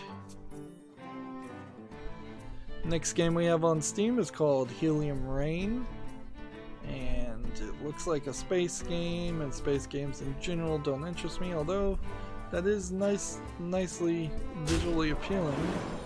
And unlike most space games, you're not overwhelmed with a UI all over the place. It seems like it's mostly keeping it under control. This might be more of a space sim strategy game than a fighting around, flying around and fighting people. Often those are the same gameplay mechanics. Both gameplay mechanics are available in space games. This one looks pretty. If you like space resource sims, which is what I guess this is, you might want to check this one out. It's $14.99. Me personally, it's just not the kind of game for me. Finally, I have gotten the Warrior class cards done. Let's see, my other daily quest is to win 2 games with a priest. So unless I was to really quickly get victories with a control priest, I doubt that's gonna happen. We only have a couple more games, like 2. We have a game on Steam called Angry Troll Simulator 2018, which is an asset flip game. It seems like you're actually playing as an angry troll and not as an internet troll, although that might be an underlying joke. Anyways, this game is 99 cents. The idea of running around and playing as an angry troll and terrorizing a village is not a terrible thought. Unfortunately, this is just an extremely low effort game at the very least. Let's see.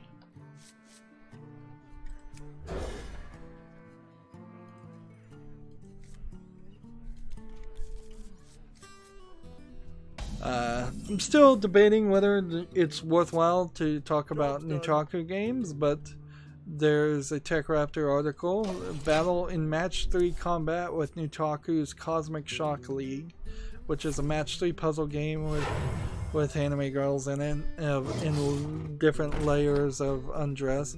Looks like it's a mobile game, so in a weird way, and I'm not sure you can ever really do this, like, depending on your own personal life, and just if you never pull out your phone in public and you loved Match 3 games and you love naked anime girls, you could play this game instead of a collection of other Match 3 games that don't have that. But generally speaking, I think you just can't go that far. I'm on Nutaku's site, I'm looking at the screenshots, and it is, some of the pictures at least are full on nudity. And see, I just don't think that you can ever risk that and have that kind of game, or should have that kind of game on your phone. Just on the random instance that somebody that shouldn't see that stuff picks up your phone and sees it, or looks over your shoulder and sees it. GameIndustry.biz has an article, China's new game approval process could hurt indies most, _vicarious. CEO and PR firm specializing in bringing Chinese titles to the West talks about how potential knock-on effects of the new regulatory system. This article could go on further, but basically the company Vicarious is saying that it could hurt indies the most, and I think they mean potentially Chinese indie companies the most. Although it's going to be a close second that indies from the rest of the world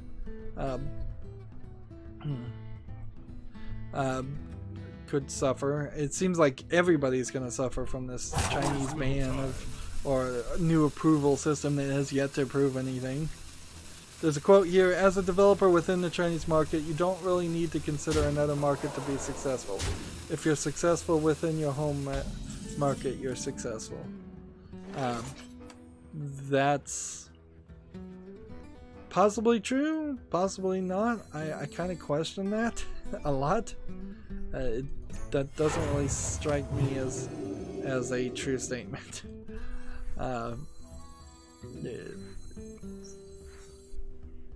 Because I don't really believe that that all Chinese game companies and developers can sustain themselves just on sales in China, because I don't think Chinese people have enough time and money to sustain a video game industry alone.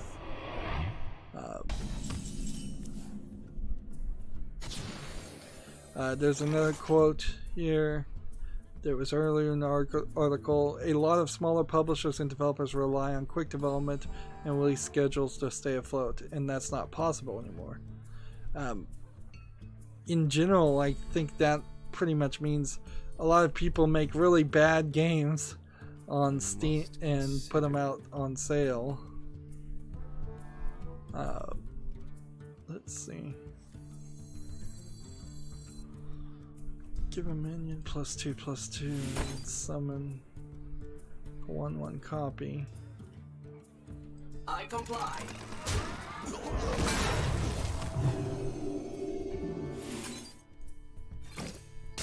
What is my purpose?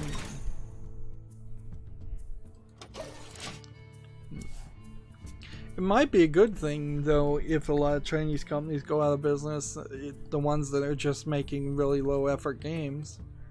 That just may be supply and demand at a certain point. Not that I bow down and worship the concepts of supply and demand, but, you know, we certainly see it. We see it on Steam all the time that there's low quality Chinese games. There's certainly other countries' low quality games that get made too all around the world, but it seems particularly high in China. moving on, we have a game on Steam called Elderborn, which looks like it's a dungeon crawling hack and slash game. It looks pretty fast paced. Looks like a real game. It also, though, kind of seems like it might be a VR game. If this is a VR game, this is probably the best looking hack and slash dungeon crawler VR game I've seen so far.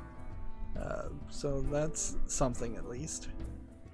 Early access, 20% off for $15.99. It's not VR. No support for VR at all. Interesting. Well, I guess I'll keep this one on my wish list. Even though it's like, doesn't seem like there's anything here that would immediately point to it being bad. In fact, it looks kind of interesting. Not amazingly interesting, but sort of interesting. Alright. Do this. I comply. Do this. And then do this. Insects. I comply. Do that. We're almost done.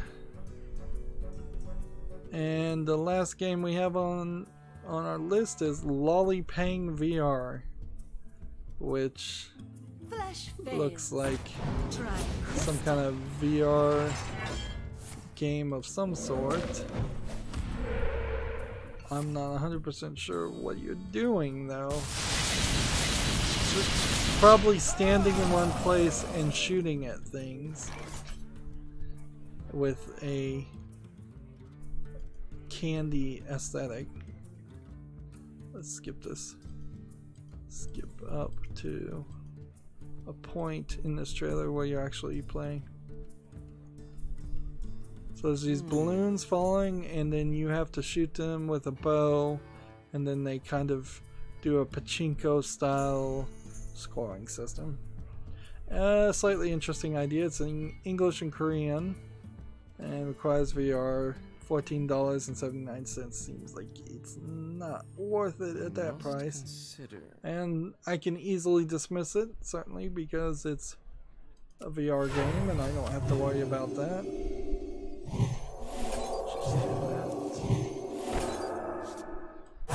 What is my purpose? And do that. I comply.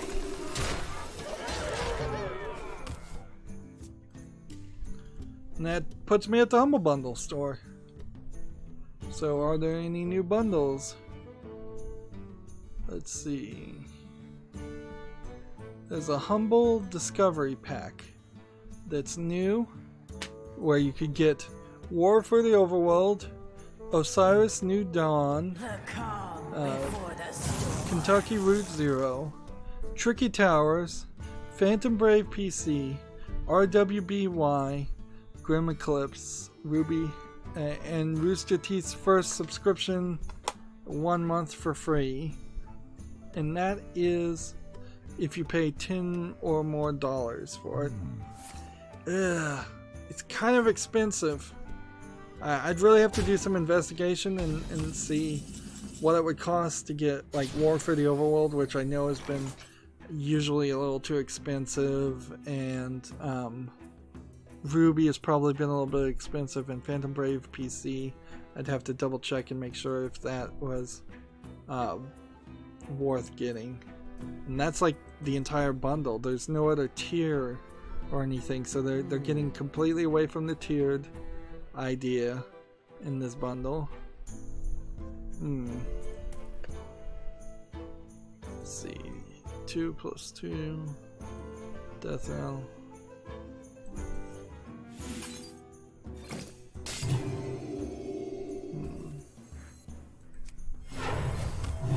Just keep on playing. I really just want to win here. Let's see, what does that put us? Now we're pretty much done. As far as news, we can move over to Twitch and just double make sure Twitch is still airing my shows. YouTube has still not gotten back to me about the bug of Twitter not embedding things. I don't think they're probably ever going to get back to me on that, in all fairness. So that's really a thing to probably just give up on. Okay, I could silence this guy and not do enough damage to kill him, or I could do this. I comply. And this. I comply. Do that. Is someone injured? And so now I'm just on my Twitter feed. This will be our last game, and everything that I need to do off screen. It's not too bad, but we still are having an issue of not getting all the daily quests done, which is a slight issue. But this is a lot better than Wednesday. Okay. So over the weekend I need to get one more priest victory and do monster hunts or dungeon runs on the main account. That's not bad. I'm scrolling down my Twitter feed and it doesn't seem like anything new has happened. In fact, it seems like there's basically nothing has happened since we started streaming and we ended streaming, which is not a big surprise considering it is late in the evening on Friday. So that's gonna be it for this recording. As always, I ask you to like, share, subscribe, comment, and watch every second of my videos. If you want to friend or follow me on any social media sites, there's a whole bunch of links down below in the description box. And if you want to support me, you can friend me on Steam, gift me a game or a gift card, or support me through Patreon. Thank you for watching. Have a good evening.